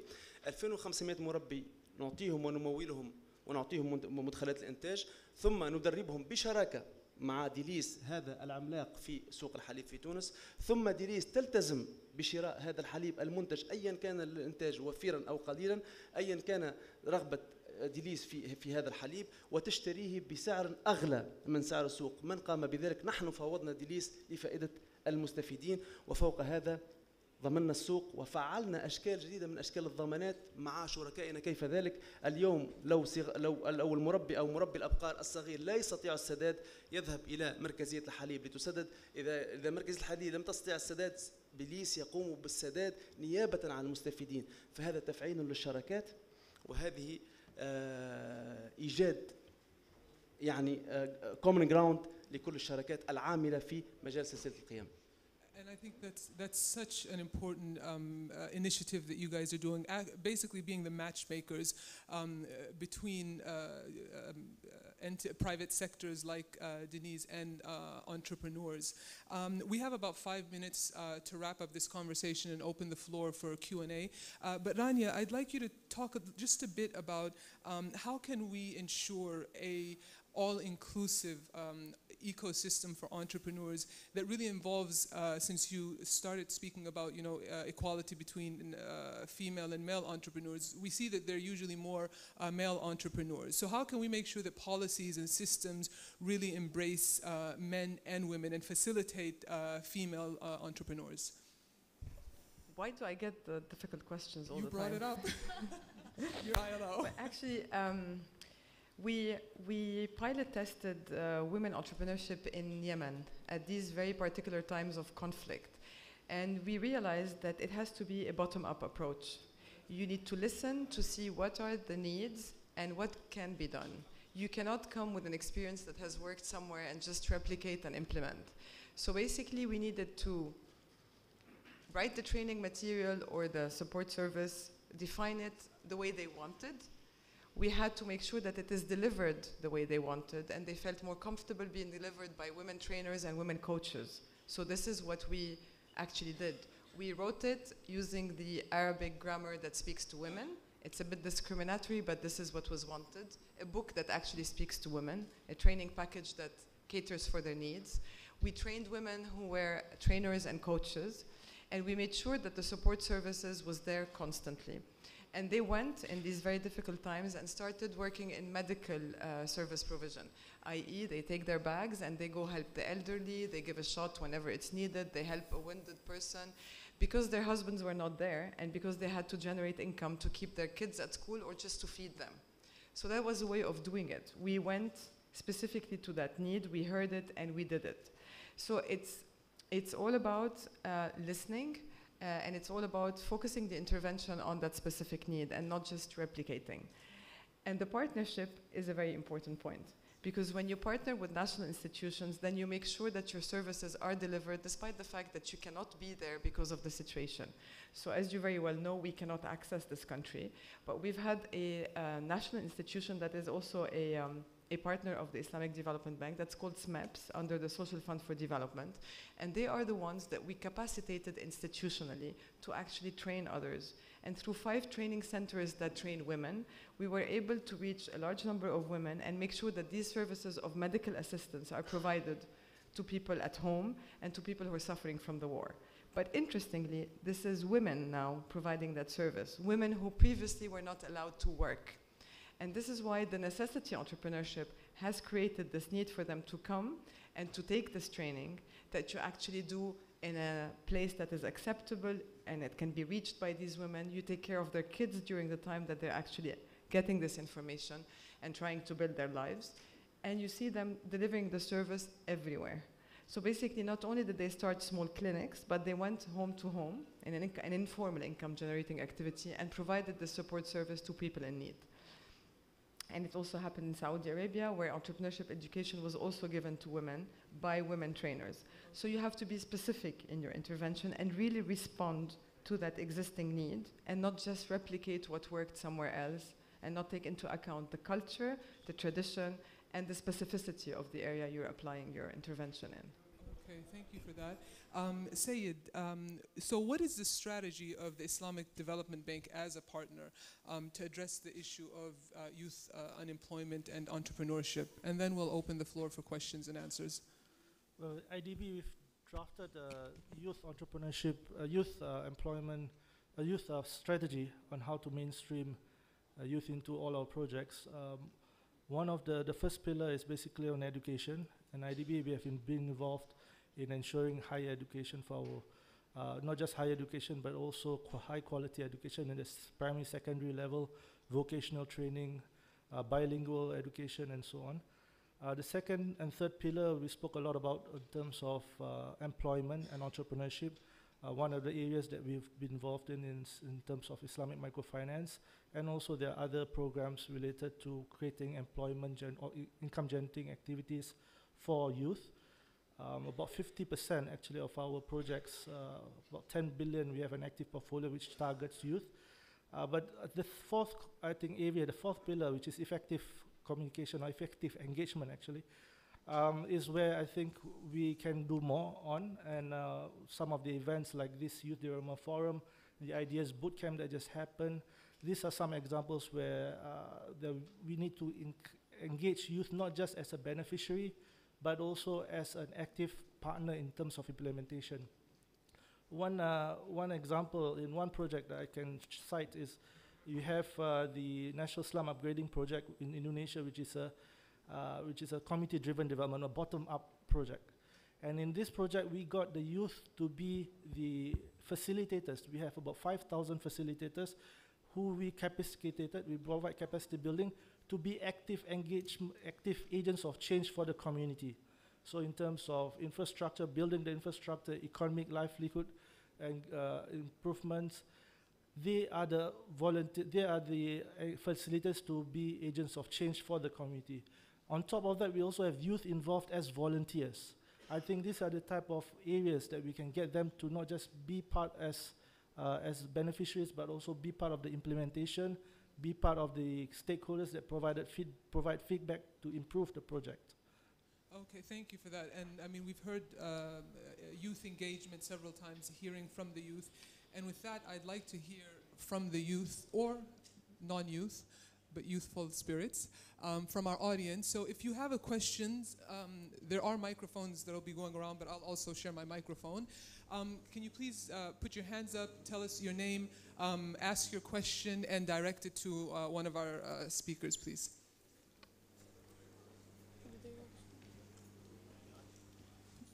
السلام عليكم. شكرا جزيلا على مشاركة الخبرات.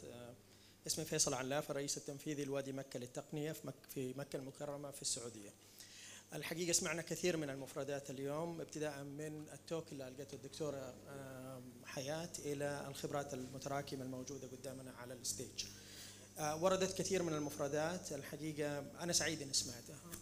ورد طبعا، خليني أبدأ بالتوك اللي قالته الدكتورة حياة ولدت في مكة المكرمة، طلعت إلى بريطانيا، من بريطانيا إلى أمريكا، ثم رجعت مرة ثانية وبدأت أعمالها كإنتربرنور وأخذت الريكوجنيشن اللي نحن نشوفه اليوم. كم زي حياة بيطلع لازم في الخارج ويلاقي مكانه، وكم من الانتربرنور لابد إنه هو يلاقي البيئة المحفزة ليه سواء في بلده أو خارج بلده. نحن نعرف في الولايات المتحدة قبلة الانتربرنورشيب تقريبا وريادة الأعمال والشركات الناشئة هي السيليكون فالي. في العالم الإسلامي أنا ما أعرف مكان واحد تجتمع فيه كل المقومات اللي ذكرها الدكتور نبيل وذكروها الإخوة، إنه فعليا أنا مش ألاقي بس الدعم، ألا ألاقي السيستم المتكامل اللي يخليني أوصل زي السيليكون فالي وبالتالي أطلع. عدم وجود one ideal place which can be replicated elsewhere في كل الوطن العربي والإسلامي، ويخلي جهات أخرى مثلا زي MIT أو أي جهة ثانية تتكلم فيه وبالتالي لها بليس وتشارك فيه خبراتها، أنا أتصور one of the issue. أتمنى إنه البنك الإسلامي للتنمية عندنا مبادرة في مكة المكرمة وفي وادي التقنية في مكة، أن يجعل من مكة المكرمة كما هي قبلة للمسلمين هي قبلة لريادة الأعمال، وبالتالي whoever want to start his business he can come down to Mecca with integration of يعني companies countries تشارك خبراتهم في هذا المكان. المكان هذا طبعا في حاجة مهمة غير إنه هو قبلة الإسلام، هو والعمق الإسلامي، هو أيضا في ماركت نيد عالي عشان موضوع الحج والعمرة وسستينبل ماركت لهذا الماركت. فأنا أتصور نحن بنخدم أكثر من ايديا في هذا. أنا أحب يعني أسمع من الإخوان. Okay, so we'll just I mean, this question, we'll just put it out there and any of you can respond to it. But I guess what Dr. Faisal is asking is, what do we need to have a comprehensive ecosystem for entrepreneurs? You know, that we have one place for that. What do we need? What are the ingredients for that in this part of the world? I'll say one thing I will say that I think was also mentioned earlier is to not replicate.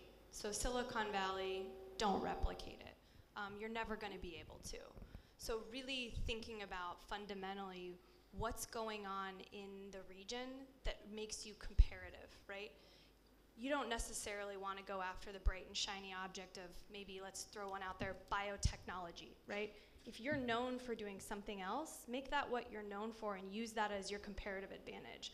I think Silicon Valley is an excellent example to learn from, as is many, many other ecosystems around the world, from London to Boston, I'm biased, of course, to many, many other ones. And I think using it as an example, looking at those interventions that have worked, and I will tell you for certain that in Silicon Valley, it took the entire ecosystem over decades of time, including the government, including corporations, including entrepreneurs, including risk capital, to bring that to life. And it wasn't something that happened in a year. It happened in 30, 40 years. So that's my one thought. Thank you. And I think that's so important. I mean, just knowing, number one, I guess knowing what our needs are and really taking the time for it to mature and for us to explore what's our competitive edge. Rania, can I bring you in? Clarify that we're not all the same, and that different countries are doing it at a different speed. But all of the countries are speaking of self-employment. And if you look around, now you see that people are speaking of entrepreneurship education for primary school. How can we replicate what Canada is doing in primary education? Other countries are taking entrepreneurship in vocational training, which is what Germany has always done. Some countries are now putting national definition for what a small, medium, and a micro enterprise is. Other countries are doing an SME development agency as part of their interministerial committees. Some countries are doing business development services in accelerators, in incubators, and doing loan guarantee funds to access finance, doing financial literacy. Every single country is tackling it. However, to have that ideal ecosystem, we have not reached there yet, and I can tell you easily. We're not there yet, but we're coming very close to that. It takes time to change a culture and a mindset. And as the speaker before said, the failure in the Arab world is still looked as, you know, you're banned from the society first, from your family second, from everyone else third. We're still working on that so that we teach our young people that there's no harm in trying and trying again, and failing and trying again. This means that we have a long way to go still, but we took the first steps. So we're getting there. Okay, thank you, Rania. Let's take another question and then. إضافة شيء بسيط جدا في Okay, just give us one minute. Go ahead. كلام أستاذ فيصل مهم جدا، وهذا يحيلنا على الدور المحوري للبنك الإسلامي للتنمية. البنك الإسلامي للتنمية ينظر إليه كممول ولا ينظر إليه كناقل خبرة. البنك الإسلامي للتنمية له برنامج عكسي لتبادل الخبرات، وأعتقد أنه خزان مهم للأفكار، خزان مهم للتجارب الناجحة. 40 سنة من العمل في أكثر من 57 دولة. أعتقد آن الأوان الآن أن البنك في مكة أو غير مكة، أن البنك يفكر في جمع هذه التجارب التراكمية ووضعها على ذمة الشباب ورواد الأعمال في أي مكان كان. وأعتقد أنه لنا في 57 دولة ما يغنينا على تجارب كثيرة، ومع انفتاح على تجارب أخرى طبعا رائدة وسابقة في هذا المجال. Thank you, Nabil. Let's take a question from here, and then we'll go here, and then we'll take a question from that side of the room. So please, your name, question to the point, and which speaker you'd like to answer your question. Bonjour, mon nom est Mohamed Gueye et je travaille comme économiste de l'éducation au niveau de la Banque africaine de développement. Donc je commencerai naturellement par féliciter les panélistes pour la qualité des interventions, mais j'avais juste 3 remarques par rapport aux discussions. La première remarque, au niveau de la banque, nous avons récemment, et je pense que Madame Saïda Ounissi peut en témoigner, nous avons récemment conduit en Tunisie une sorte de cartographie de toutes les initiatives en matière d'entrepreneuriat. Et l'un des résultats de cette étude, c'était un peu le cloisonnement et le manque de coordination entre les différentes initiatives. Et cette question n'a pas été soulevée et j'aimerais bien avoir le retour d'expérience des panélistes sur cette question. La deuxième, c'est un peu la nécessité aujourd'hui d'intégrer à la fois les services non financiers et les services financiers, et peut-être de le faire aussi sur une longue période telle que la Tunisie semble s'y orienter à travers la nouvelle politique. Maintenant, la dernière question, c'est par rapport au genre. Comme vous le savez, la région du MENA et l'Afrique du Nord en particulier est réputée pour une faible participation au niveau du travail des femmes. Bien sûr, on dira toujours que c'est pour des régions culturelles, mais je pense que les réponses qu'il faudrait apporter en termes d'actions différenciées envers les femmes sera beaucoup plus finance consuming. Et de ce point de vue, j'aimerais aussi avoir leur feedback par rapport aux politiques qu'il conviendrait de mettre en place. Merci. Thank you, and my apologies. I did not understand. My thing was not working. Who's going to take the question? Saida, can you, in a nutshell, what was the question, please? Actually, there was 3 questions basically about the coordination and partnership between all the stakeholders, internationally, I guess, but also the local ones. The second one was about the non-financial services that we can actually bring toward the ecosystem. And the last one is the women participation to or women inclusion into entrepreneurship public policies. So yes, Mohammed is definitely right about the first one. So we conducted this mapping together. It was for our benefit, just for us as a state to see which are the initiatives that are already there. So so we don't actually do a double work. And we have this also, let's say, we came out to this conclusion that everybody, and especially our financial and technical partners, love to invest into entrepreneurship programs. But the problem is that a lot of money is invested there, but the results are not in the, let's say, level of the investment because of this non-coordination, lack of harmony and coherence between all the initiatives. So we take back the lead as a state on that, and we today have a very clear national action plan which is at the disposal of all our partners, whether they are locals or coming from the international community, because what we want to do is to make real impact and to have real results, not only to once again play on the picture, because the threat when it comes to entrepreneurship as being an employment policy is to actually sell dreams to young people, and the results can be damage. So it's very important for us to be the more accurate, the more, once again, rational possible.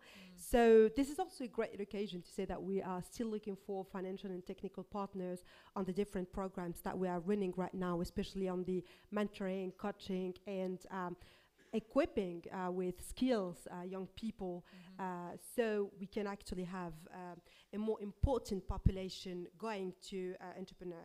I just want to also speak a little bit about the third points raised by our friend here. Sorry, can we make it brief just so we get more questions? Yeah. About women participations. I forgot to say earlier, talking about unemployment, that 70% of those who have a diploma and not having a job are women, 70%, which is a very, very big number.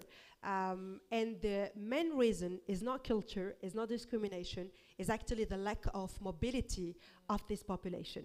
So basically when they finish university, they have to go back to home, and they have to go back to their original regions, which are usually not the regions where there is the ecosystem, university ecosystem. So the point for us here is to say that this population, which is equipped, which is having the skills, need to have a special, once again, policy and attention coming to the financial access, because there is still many discrimination from financial partners who sometimes, when they got projects coming from a woman, let their own ideas about this category decide if they should get or not the finance.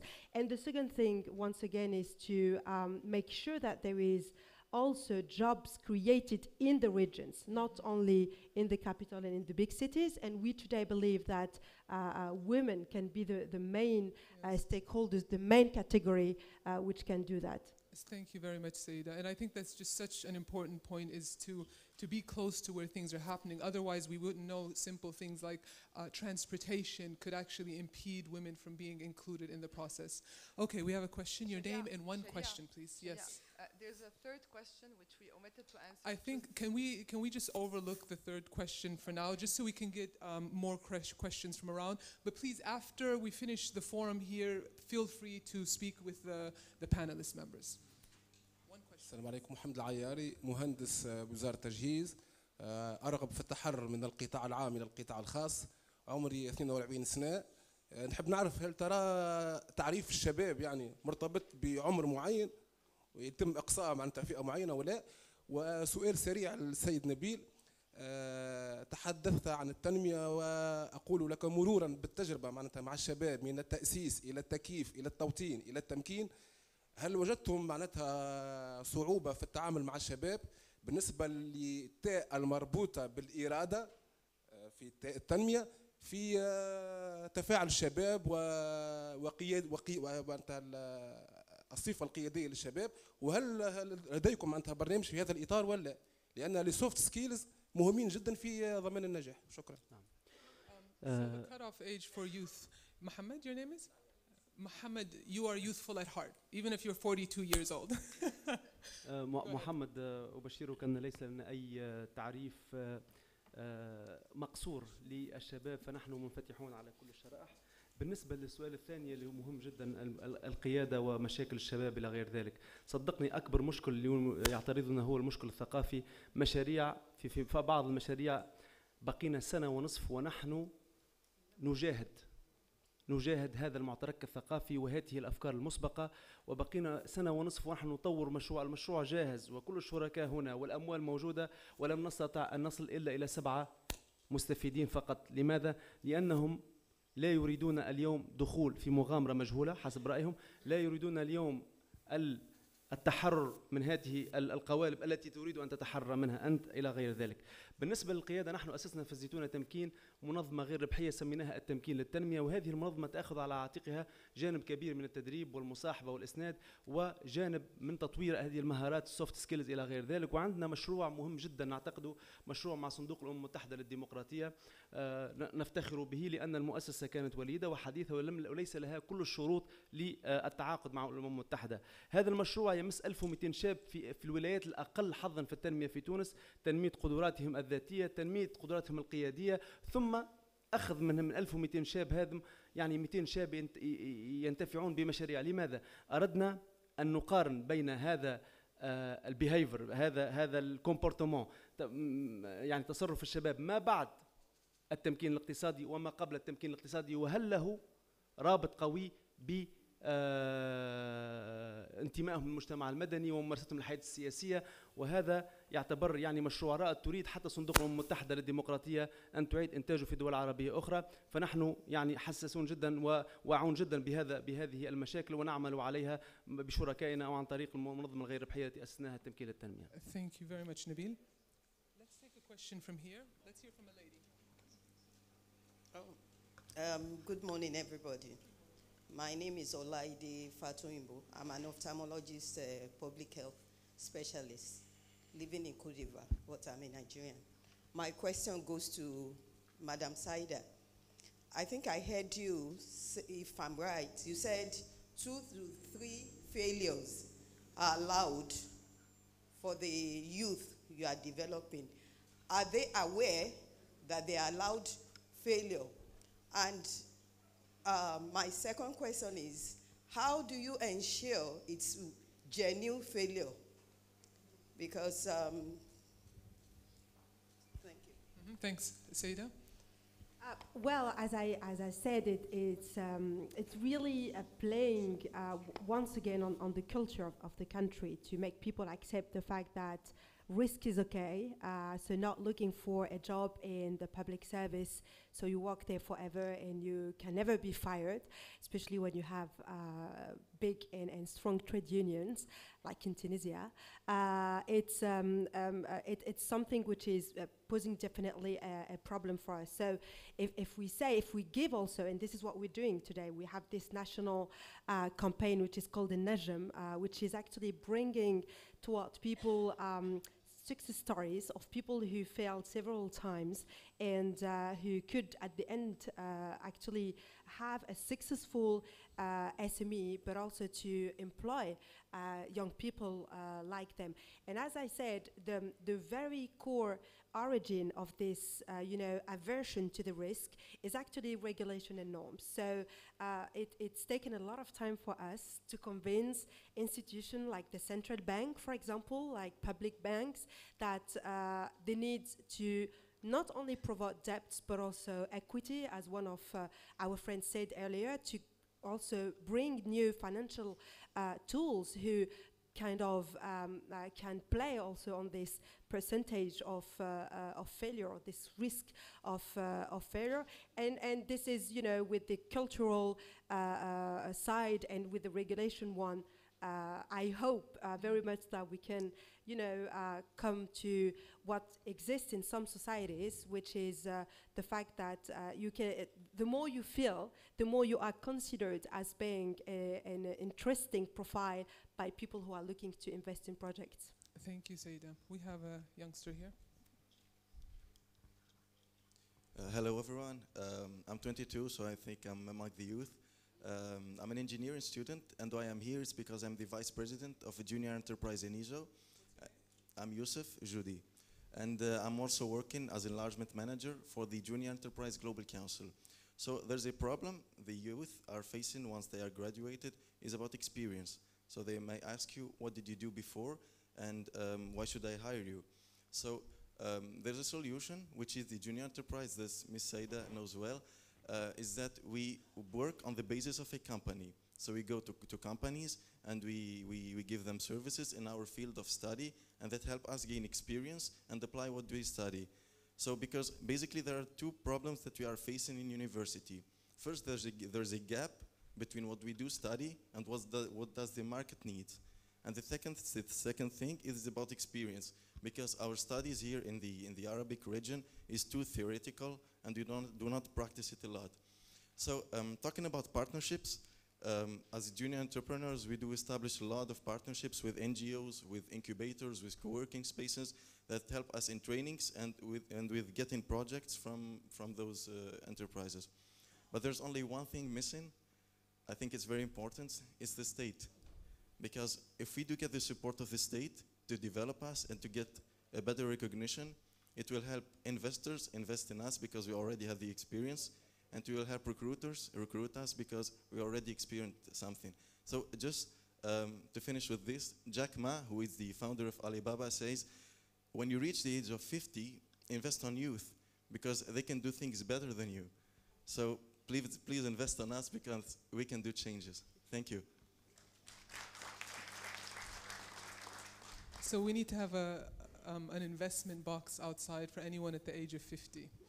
Okay, so say... I can say just one word about that. You're raising a very important question. Part of our strategy today is to make this big consumer, which is the state, actually giving the procurement and public markets to what we call the primo entrepreneurs, so people who are sending or launching their projects and who are looking for a market, and basically to give them 3 years of guarantee of public market to let them, develop their portfolio of projects and help them to actually live afterwards.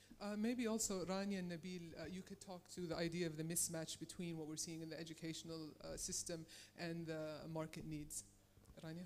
Okay, now that you've given me the floor, I need to answer the question before and tackle this. Remind us what the question before is. Yeah, it was integration of financial and non-financial services together. Previously, the idea was to actually separate non-financial service provision from financial service provision. And now it's more going aligned together and we're putting them together. Yes, it's a way of making it easier access to young people to actually benefit, and it decreases the scare of certain financial institutions to provide their services. So we're moving more and more into an integration of these services. And this comes into the idea of how do you make young people now become leaders? Because the soft skills that the gentleman said is a very crucial topic. Young people are not necessarily entrepreneurs and do not benefit from entrepreneurship characteristics. They need to learn that. So the question of are you born an entrepreneur or do you become an entrepreneur is always a question to ask first. You could become an entrepreneur if you actually nurture these characteristics that you have, but these characteristics need to be taught. And the soft skills of entrepreneurship are important for our young people to become and behave entrepreneurial, whether in opening up their own businesses or becoming public sector employees or private sector employees. Because they become entrepreneurial in their day-to-day lives, they apply principles of work on time, delegate, work in teams, and all of that within their work in public sector or in a firm, and if they decide to become entrepreneurs. So that aspect, before we teach them business management and financial literacy, is extremely important and is a crucial element of the educational system. It has to become part of the educational system so that we teach them to behave in an entrepreneurial manner and to do things differently. And the first keynote speaker spoke about thinking outside of the box. So this, for me, is thinking inside the box. When I have young people sitting next to me and I address them on this couch, I'm in my box. I need to go to you and speak with you and move around the room so that I do it my way that is different. And that's what we expect of you, that you do everything differently. We can teach you how to do it, but you also need to be able to implement it. And this is where the state, the government, and the ecosystem needs to give you this freedom to do it. This is where your family has to help you to be the different kid on the block and to do it differently. And this is not easy, because if you teach an entrepreneurship class in a vocational training institute or a vocational training college, it happened in Oman. An Egyptian teacher was teaching entrepreneurship in a loud, chaotic everybody on the chair classroom, the director of the institute comes and gives a very hard time to that teacher and says, this is not the way we teach our young people. This is exactly wrong. This is the way we need to teach our young people differently. And this is how we can match the labor market demand with the educational system, by having partnership with the private sector that express what they need, and by giving you as young people the chance to actually work in these enterprises, in apprenticeship programs, in a way to get more experience so that what we taught you becomes something that you know how to do in the market. And like Mrs. Saida said, the procurement that the government will give you in support for the first 3 years has to be also very well thought of, because the exit strategy as we leave you to no longer buy from you has to be done in a gradual way so that you are able to sell after the government has supported you. So all of this has to be orchestrated in a manner and planned in a manner that makes you ready to face reality. Rania, I'll have to stop you there, but thank you so much for that addition. I think it's so important, the whole idea of encouraging youngsters to be the new kid on the block and to be the different one, and for entrepreneurship to actually be a part of the curriculum, just like mathematics and science. Sayed, would you like to touch on that? And I'm going to give you 30 seconds. Yeah, okay, I think that we had a lot of good discussion. The one thing I think that element that you, as youth, you need to have is grit. You must be able to have that ability to wanting to be different and wanting to make it happen. That's the one characteristics of many entrepreneurs that I've seen. And if you have that grit, you put your mind to it, you don't give up, the different actors, the government, the bankers, they can see it in you, and after, even if you said no a few times, someone eventually will say yes, and you will be given a chance to do it. And then once you're given that chance, go all the way and make it happen. So that intrinsic motivation, has to be there. Yeah. Okay, thank you for that. I just want to add one thing. I think to go to the curriculum piece, that's like at an institutional level, the universities and the colleges have to start at the top and say that this is okay. And whether it's launching a master's in entrepreneurship to simply embedding entrepreneurial curriculum into the existing, it's so important. And I know that the Mediterranean School of Business is actually, I think, launching a master's in entrepreneurship. And I think you have to have that leadership. And yeah, there is a bottoms-up element, like the students have to want to take it and move it forward, but it really, the universities have to lead in that way as well. Okay, thank you for that. Dear audience, I'm going to have to apologize, but we can't take any more questions at this point. But please, I do encourage you, once we're finished, please do engage with the panelists. They're going to be here for a while, for a few hours maybe, and you can raise your questions with them. But I'd like to end this, this panel discussion with, I guess, some of the key thoughts that have come from our speakers. We can start with the idea of empowerment, not only economic empowerment, but the empowerment of the human being in all of his or her capacity, that intrinsic motivation. We also spoke about the top-bottom, but also the bottom-up approaches, and we really need both if we want to see real, genuine entrepreneurship. The importance of policies also, and the roles of the different stakeholders in forming these policies, because only they can say what is their real needs and what are the roles of entrepreneurs. And of course, most importantly is engaging youth, hearing from the youth, going to them and not necessarily waiting for them to come to us, and making sure that they have access to more than just finance. Finance is important, but we also want to make sure they have access to information, to knowledge, to space, to technology, to other entrepreneurs and people who are like-minded. So with that, I'd like to close this session. I'd like for you to give the panelists a round of applause as well as yourselves. Thank you very much.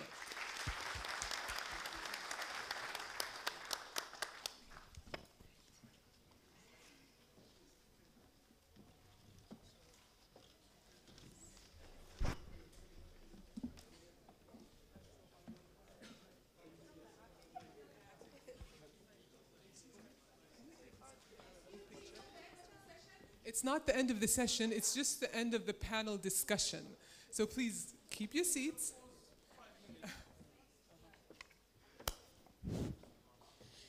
Ladies and gentlemen, thank you for your attention and participation in the panel discussion. The valuable insight and recommendations will guide us going forward, and we hope to continue working with our partners in Tunisia and IDB member countries to address youth unemployment. Last week, the IDB, in partnership with Flat Six Labs, organized a 5-day entrepreneurship boot camp for aspiring entrepreneurs. The idea of the boot camp is a result of the recommendations made by youth delegates during last year's Youth Summit in Jeddah. The boot camp has a hands-on experience in providing participants with a holistic and intensive business education to scale their ideas and early-stage startups into fully fledged and sustainable businesses. I'm delighted to inform that the event was an enormous success and 35 candidates successfully completed the program. With that, I would like to invite Mr. Yahya Khouri, the Managing Director at Flat Six Labs Tunisia, a regional startup accelerator and venture capitalist fund, to the stage, after which I invite you to watch the video highlights from the bootcamp. Mr. Yahya, the floor is yours.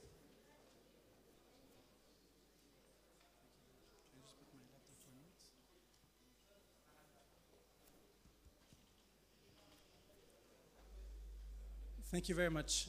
So thank you all for being here today, and a special thanks to the Islamic Development Bank for trusting Flat Six Labs and giving us the opportunity to support them in their efforts in building the capacity of young entrepreneurs in Tunisia. Flat Six Labs supports entrepreneurs through its startup accelerator and VC fund that focuses on innovation and technology. We're present in 6 countries across the region, including Saudi.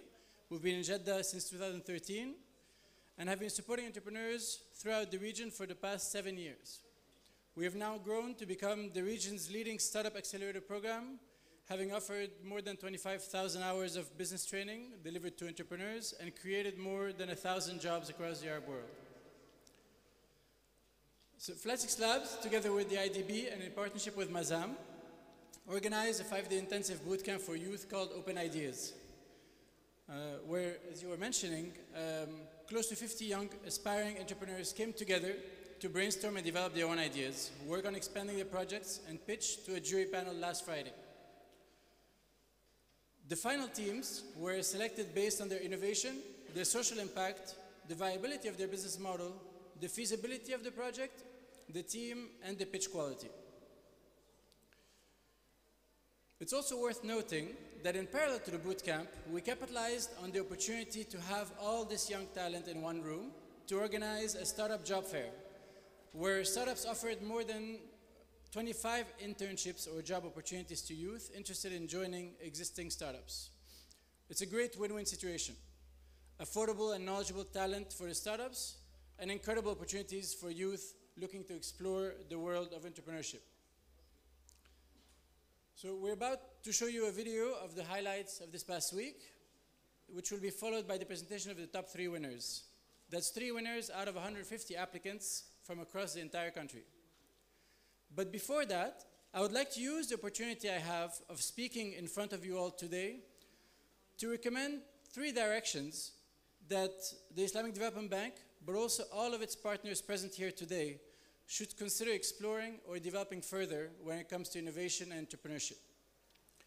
As you know, in spite of all the challenges that youth are facing, from the rising levels of connectivity to increased access to inexpensive technologies, there has been a recent wave of entrepreneurship across the MENA region, slowly but surely becoming the leading mechanism for creating economic opportunities, sparking innovation, enhancing job creation, generating wealth, expanding markets, and empowering citizens. Tunisia, in particular, the African country with the highest concentration of middle class and strategically located as a gateway to sub-Saharan Africa and Europe, is well positioned to become a champion in innovation and entrepreneurship. The Tunisian entrepreneurship ecosystem and startup scene are rapidly growing, and new startups and SMEs will provide new alternatives and attractive employment opportunities to Tunisian citizens beyond the public sector. My first ask is a logical one, given this forum. We need more strategic partnerships between the bank and its partners and the private sector. This would allow us to expand our scope of work and reach those who we wouldn't necessarily be able to support on our own. The IDB's new $500 million Transform Fund is a great step in the right direction. And you can further maximize the impact of the bank by boosting the capacity of players who are already supporting innovation, entrepreneurs, and youth across the region. My second ask is involving youth in the conversation, just like Yusuf, who spoke a few minutes earlier. Of course, across the pond in the United States, everyone is suddenly waking up to the fact that youth also deserve a voice, particularly on the issues around gun ownership. In Tunisia, Ms. Saida Ounisi just mentioned that the efforts being made around regulatory changes such as the Startup Act. This is an incredible collective bottom-up approach that is bearing fruits today. Like in the rest of the region, various Tunisian entities have increasingly focused on supporting the growing local entrepreneurial spirit. But the country needs to further tap into the potential of its aspiring generation of self-employed youth. Let's bring this even closer to this forum. There's a panel happening right next door on innovation. I'm not sure why this panel and the one next door are not happening at the same time in the same room. They should be happening in the same room because to ensure that efforts around entrepreneurship and innovation are perfectly aligned to maximize impact. This is what I mean by bringing youth even closer to the conversation. Make them part of every conversation, not only the youth-driven conversations. And my third ask, and it's the final one before the much more exciting entrepreneurs who are coming to present, is that you should give young people and young entrepreneurs a chance. And I don't only mean a training program, a loan, or investment. Of course, all of these opportunities give youth the tools to achieve great things. But I would like you to give young people a chance without providing false hope. As Dr. Cindy emphasized during the opening session, we need to teach our youth not to be afraid of failure, and we should give them the confidence to try it. Well, we should also give them the chance to actually try to fail. So for this, we need to give young people a fair chance. But what I mean by this is that we need to work closer with startups and small enterprises. The bank should encourage, or possibly, well, let's just say strongly encourage, and put as a criteria for its partners to take that risk and to trust the young girl in ripped jeans and a baseball cap who just started a company by giving her a service contract. Why should all of our contracts go to well-established companies and consulting firms? Doing this will not only give young people the confidence that they can actually play in the level playing field with the larger companies, but you'll also be surprised by how innovative, how creative, and how flexible startups can be when it comes to delivering something. And I assure you, and I'm talking to all the businessmen and women in the room, that you'll be very pleasantly surprised by what you could see with a real business partnership. I'm not talking about CSR, I'm talking about a partnership where your business is actually relying on that startup. You'll be very surprised by what they can accomplish for you. Equipping the youth with the skills needed to find and create jobs and stimulating the entire economy to work with these youth has today become the most pressing challenge, but can be an incredible opportunity to stimulate large-scale, sustainable growth. Thank you.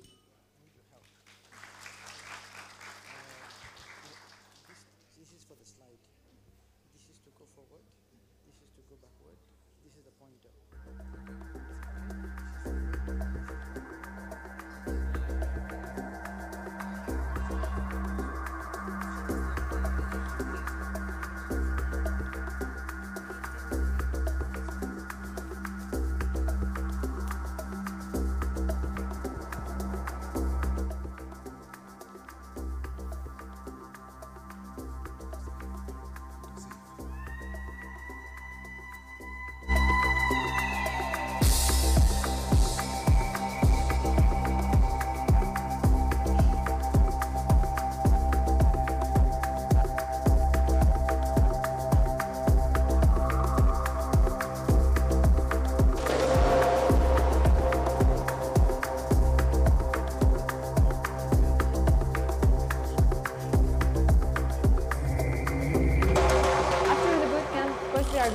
To keep in touch with the advisors, and we are going to take our project to the next step.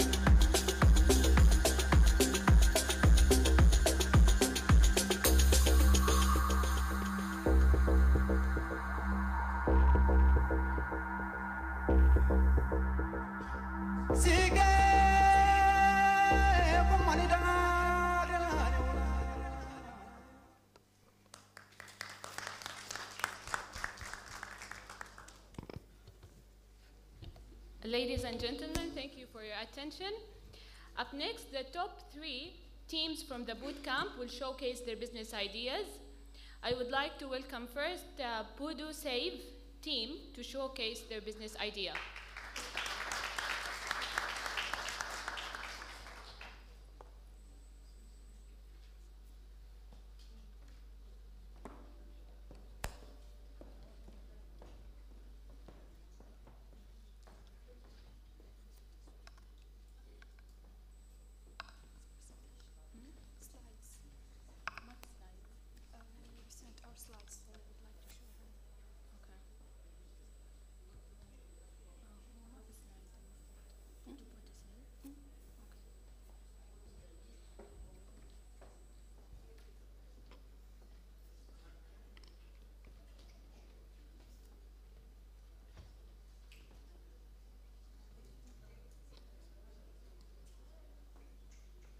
Hi everyone, I'm Nadia, she's Hiba, and today we'll talk to you about PhotoSave.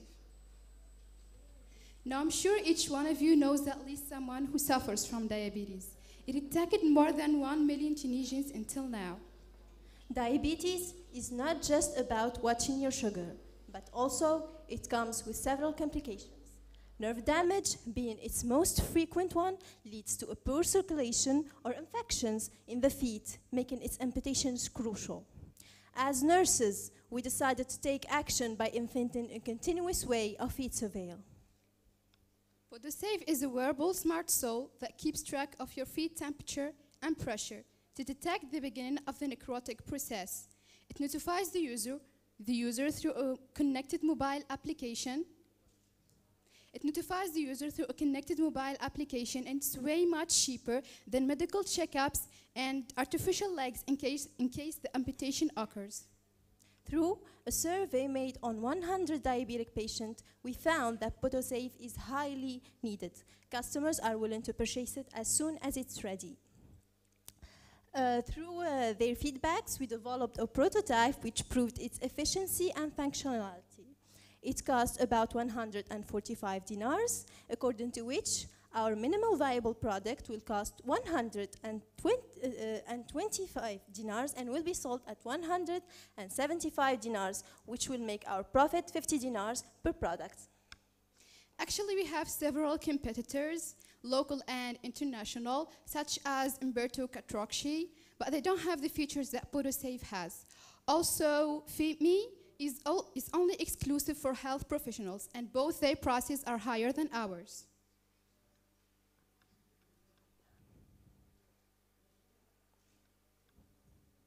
We are special because we aim for markets that are underprivileged, which is diabetic patients that earn less than 500 dinars. Also, we offer a monthly product checkup. We follow a marketing strategy based on hand-to-hand shipping, doctor's recommendation, and parapharmacy's exposition. And we also tend to commercialize our product through social media and events. Our team is composed of 2 engineers, 4 nursing students, along with our university advisor. And our vision is to build our own company and to grow internationally. Also, as social entrepreneurs, we aim to make PhotoSafe even more affordable for people earning less than 250 dinars. As for the challenges, we expect problems in ordering components at a low price and finding manufacturers for our mass production. We believe in our idea wholeheartedly, and we hope that you do as well. Thank you.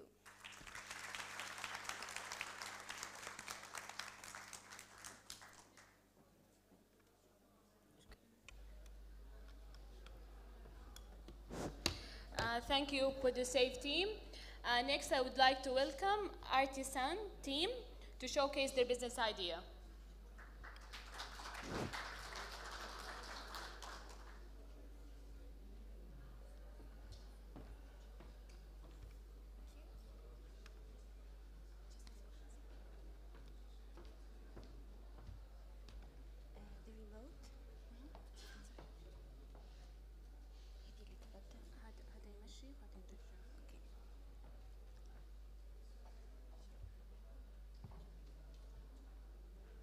Aslema, hello everyone. We're so happy to be with you today to represent the idea that we elaborated during the unique opportunity Open Ideas Bootcamp with the Islamic Development Bank, Flat 6 Labs, Mazam, and Lekans.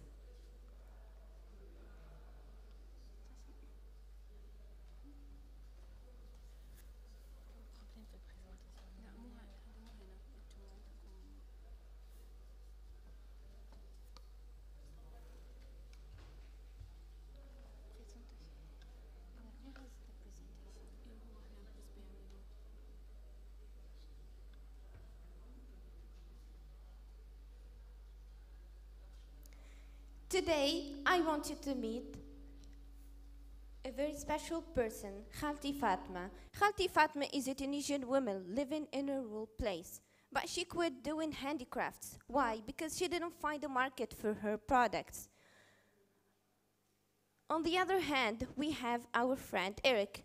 Eric, he loves coming to our beautiful country, Tunisia, but he's looking for something original, and he wants to charge his small electronic devices. We thought how to make the need of our friend Eric an opportunity for Khalti Fatma. The solution is Artisan. Artisan is simply an artisanal handmade bag containing a solar panel, which will convert solar energy into electric energy. We have several competitive advantages. Our product is eco-friendly, authentic, and using a green technology. We will target mainly Tunisia. In Tunisia, we will work in Kef. Why? Because it's our home city. It has more than 50% of women who are unemployed. We want there to highlight our artisanal heritage, and we have, most importantly, contacted 50 women who are willing to work with us on this project. Afterwards, we will expand in the other cities in our country. Our targets are diverse. We have students, tourists, campers, and artists, and we will most importantly target tourists. Why? Because they're looking for something original, ecological, artisanal, and affordable. The cost of our product is estimated to be $14. We will sell it for $24, so we're gonna make a profit of $6. As any startup, we're estimated to face challenges, mainly competition with the product Makhla in the Tunisian market and the regular solar panel bags worldwide. But we're different and special. Why? Because we're promoting for renewable energies in Tunisia, empowering Tunisian women in rural areas, boosting regional tourism. We are reducing pollution through using recycled tissue. We are creating job opportunities and innovating in the handicraft sector. Our team is composed of me, Asmar Wabhiya, and my lovely teammate Shayma Qtaifi. We come from different backgrounds and we have complementary skills. Most importantly, we have the will to give life for our product. We have an advisor, and we have been contacting community organizations to get them with us and to make them believe in our project. Most importantly, working with Open Ideas Bootcamp and the different stakeholders involved in it. For our roadmap, we were born during this month. We will recruit more team members, afterwards contact organisms and get the database of non-affiliated women, establish a legal status for our startup, and hopefully by the end of 2018, start in our region, KEF. Our next market is going to be Morocco. Why Morocco? Because it is the first leader in renewable energies in Africa and worldwide, and it has a unique textile industry. Our vision won't stop there. Our vision is for whole Africa. Why Africa? Because each country in Africa is known for its authenticity and unique textile. What we need you to believe in our idea, to believe in our potential. We need investment, mentorship, and technical support. Thank you. Thank you. Thank you, Artisan team. Now I would like to welcome Insta Power team to showcase their business idea.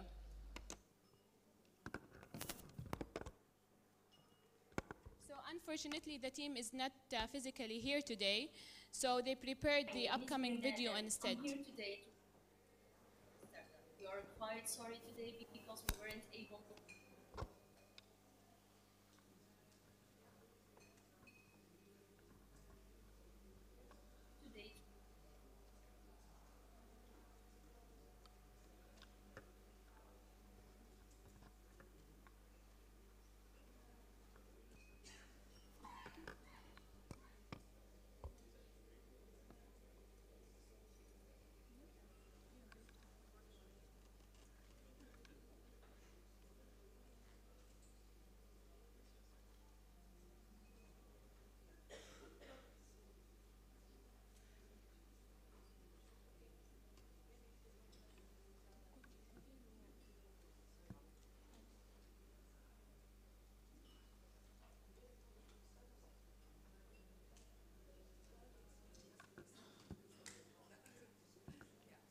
Sorry for the technical issue. Few seconds.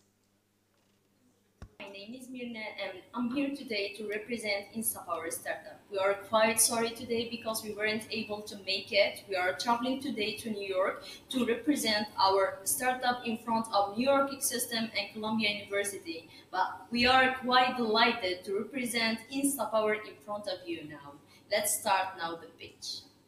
Did you know that over 1 billion people in the world lack access to electricity? Did you know that electricity has an essential role in shaping civilization? Electricity for all of us is something for granted, but for other people like our friend Noji from Chad is a magical dream.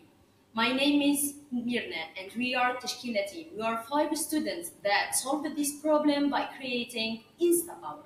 InstaPower is a portable, lightweight, set-free chargeable device that turns fire into electricity, anywhere, anytime, for free. And it's not just an idea. We have a fully functional prototype that proves the concept, and we designed a more efficient one that will be manufactured in 6 weeks. And this is how it works. It converts fire into mechanical rotational power thanks to Stirling engine. Then rotational power is converted into electrical power thanks to generator. Finally, we use stabilizer to regulate the output voltage until 5 volts. Our technology is 10% more efficient than regular diesel engine and doesn't require a special fuel. That's why it's more affordable. Even if our total addressable market is 1 billion individual, we focus on Africa's most energy-impoverished countries like Chad and Malawi, and we will start by Chad. Why? Because of its proximity, it has an additional growing market that only 6% have access to electricity. And the best of all, we have already signed a partnership with Chadian student organization that will provide us with logistics and produce the product locally in Chad. Now, how are we gonna make money? We will sell it to NGOs and they get to deliver. And the great news that we contacted certain organization, we arranged meeting with them, we even traveled to them, and that was the main challenge for us, and we got their trust. Based on our surveys, it turns out also that campers and schools are very interested in our product, so that we will sell the product as an educational kit for schools to enable students assemble it. Now, what makes our product different and unique? InstaPower addresses a need not met by existing product, thanks to its mobility, affordability, seasonality, and 24 hours usage. InstaPower costs $25 for building and packaging, but we will sell it for $40. Concerning InstaPower roadmap, we started our market research in October. Thanks to Open Ideas Bootcamp, we focused more on our go-to-market strategy, revenue streams, and target market. This work was elaborated thanks to the harmony of an amazing team composed by a technical guy, financial guy, designer, and 2 engineers. Our dream is to lighten the whole Africa, thanks to InstaPower. Thank you so much. Thank you once again to all 3 presenters. We hope that these business ideas have inspired you to embark on your own entrepreneurial venture, and we encourage you to seek out partnership which will further support your ventures. We will now proceed to the prize ceremony for the 3 bootcamp winners. I would like to welcome His Excellency, the Vice President of the IDB for Country Programs, Dr. Mansour Muhtar, on the stage to present the prize and certificates to the 3 winners.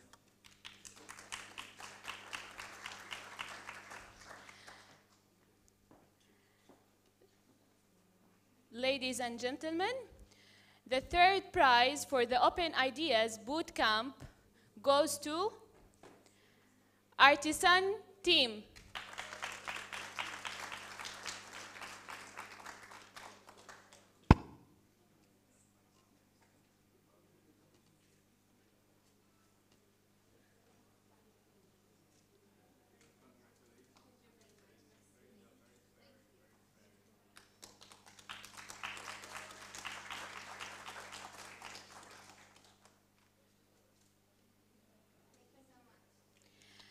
The 2nd prize for the Open Ideas Bootcamp goes to Podo Save.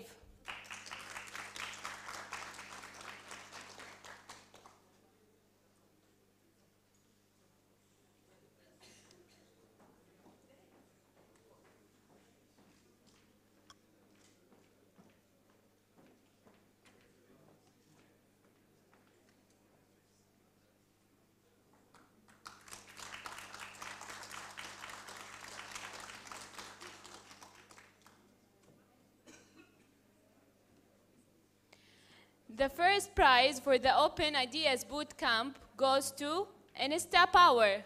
Congratulations.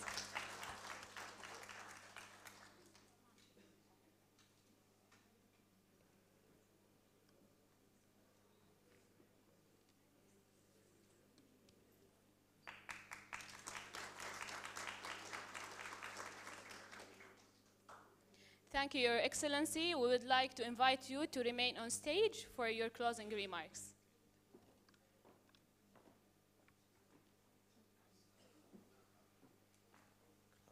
Straight away?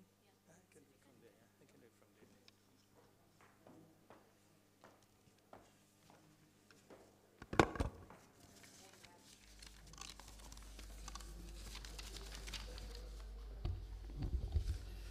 Bismillahirrahmanirrahim. Distinguished guests, ladies and gentlemen, of course, our special guest, our very special guest, the youth who are with us here today. I'm honored and privileged to be delivering these closing remarks on behalf of His Excellency Dr. Bandar Hajar, the President of Islamic Development Bank, who unfortunately is unable to make it to this occasion due to unavoidable circumstances, currently involved with the board members. But he has asked me to convey his goodwill messages to you, and really IDB remains very committed to supporting these kinds of initiatives. So I'll go ahead and read this speech on his behalf. It is a great pleasure to be among you today to address one of the most critical issues facing our member countries. I would like to first thank the organizers of the event and convey my appreciation to the speakers and participants who accepted our invitation to be here. Our world today is a home to more than 1.75 billion young men and women aged between 15 and 29 years old. And out of these, 500 million, or 28.5%, live in OIC member countries. This huge number of young people represents the real wealth of our member countries if they are empowered and their abilities harnessed towards achieving the developmental goals of the member countries. Youth unemployment, however, remains one of the most challenging issues for our member countries, where unemployed youth account for an estimated 45% of the total unemployed in OIC member countries. The numerous challenges faced by our member countries are complex, multifaceted, and complicated, requiring collective efforts, concerted efforts, and collaboration by all the development partners in an attempt to overcome such challenges. The bank, in an attempt to overcome such challenges, the bank has recently introduced a 5-year program intended to deepen and extend partnerships with governments, the private sector, charities, non-governmental organizations, universities, research centers, and individuals. An effective tool to tackle youth unemployment in our member countries is entrepreneurship, which has been proven to lead to higher economic growth and productivity, innovation, and structural change, and most importantly, a higher level of job creation and employment. In its efforts to contribute towards supporting the youth, the Islamic Development Bank Group has offered numerous direct and indirect solutions aimed at providing a suitable environment for the creation of job opportunities for youth, and with a view to alleviating poverty and reducing unemployment. In terms of direct solutions, the Islamic Development Bank financed many projects to support youth employment, most notably the Youth Employment Support Program, YES program, the Education for Employment Program, or Initiative, or E4E, the Vocational Literacy Program, also VOLIP. Tunisia has been one of the countries that benefited from some of these programs. As you are well aware, the bank organized the very first youth-focused summit last year in Jeddah, and the bank group has already put the recommendations of the summit into effect. The 5-day entrepreneurship boot camp for 50 unemployed graduates in Tunisia that took place prior to this event is a concrete example of implementing these recommendations. And we are delighted to note the animated and lively deliberations that took place as manifested by the video. We've also taken due note of the recommendations by the boot camp organizers, and we'll take that with us and see how we can amend or address some of the issues we've raised. The bank has also established a division that focuses on youth development. And I hope that the 7th Youth Development Forum assisted in formulating tangible solutions and recommendations to promote and strengthen strategic partnerships to boost entrepreneurship and youth employment. I would like to seize this opportunity to assure you that the Islamic Development Bank Group is committed to working on implementing the recommendations that emerged from the discussions today by reviewing all current projects geared towards the youth in Tunisia and other member countries to ensure that they promote entrepreneurship and innovation. Assalamu alaikum wa rahmatullahi wa barakatuh. Thank you very much.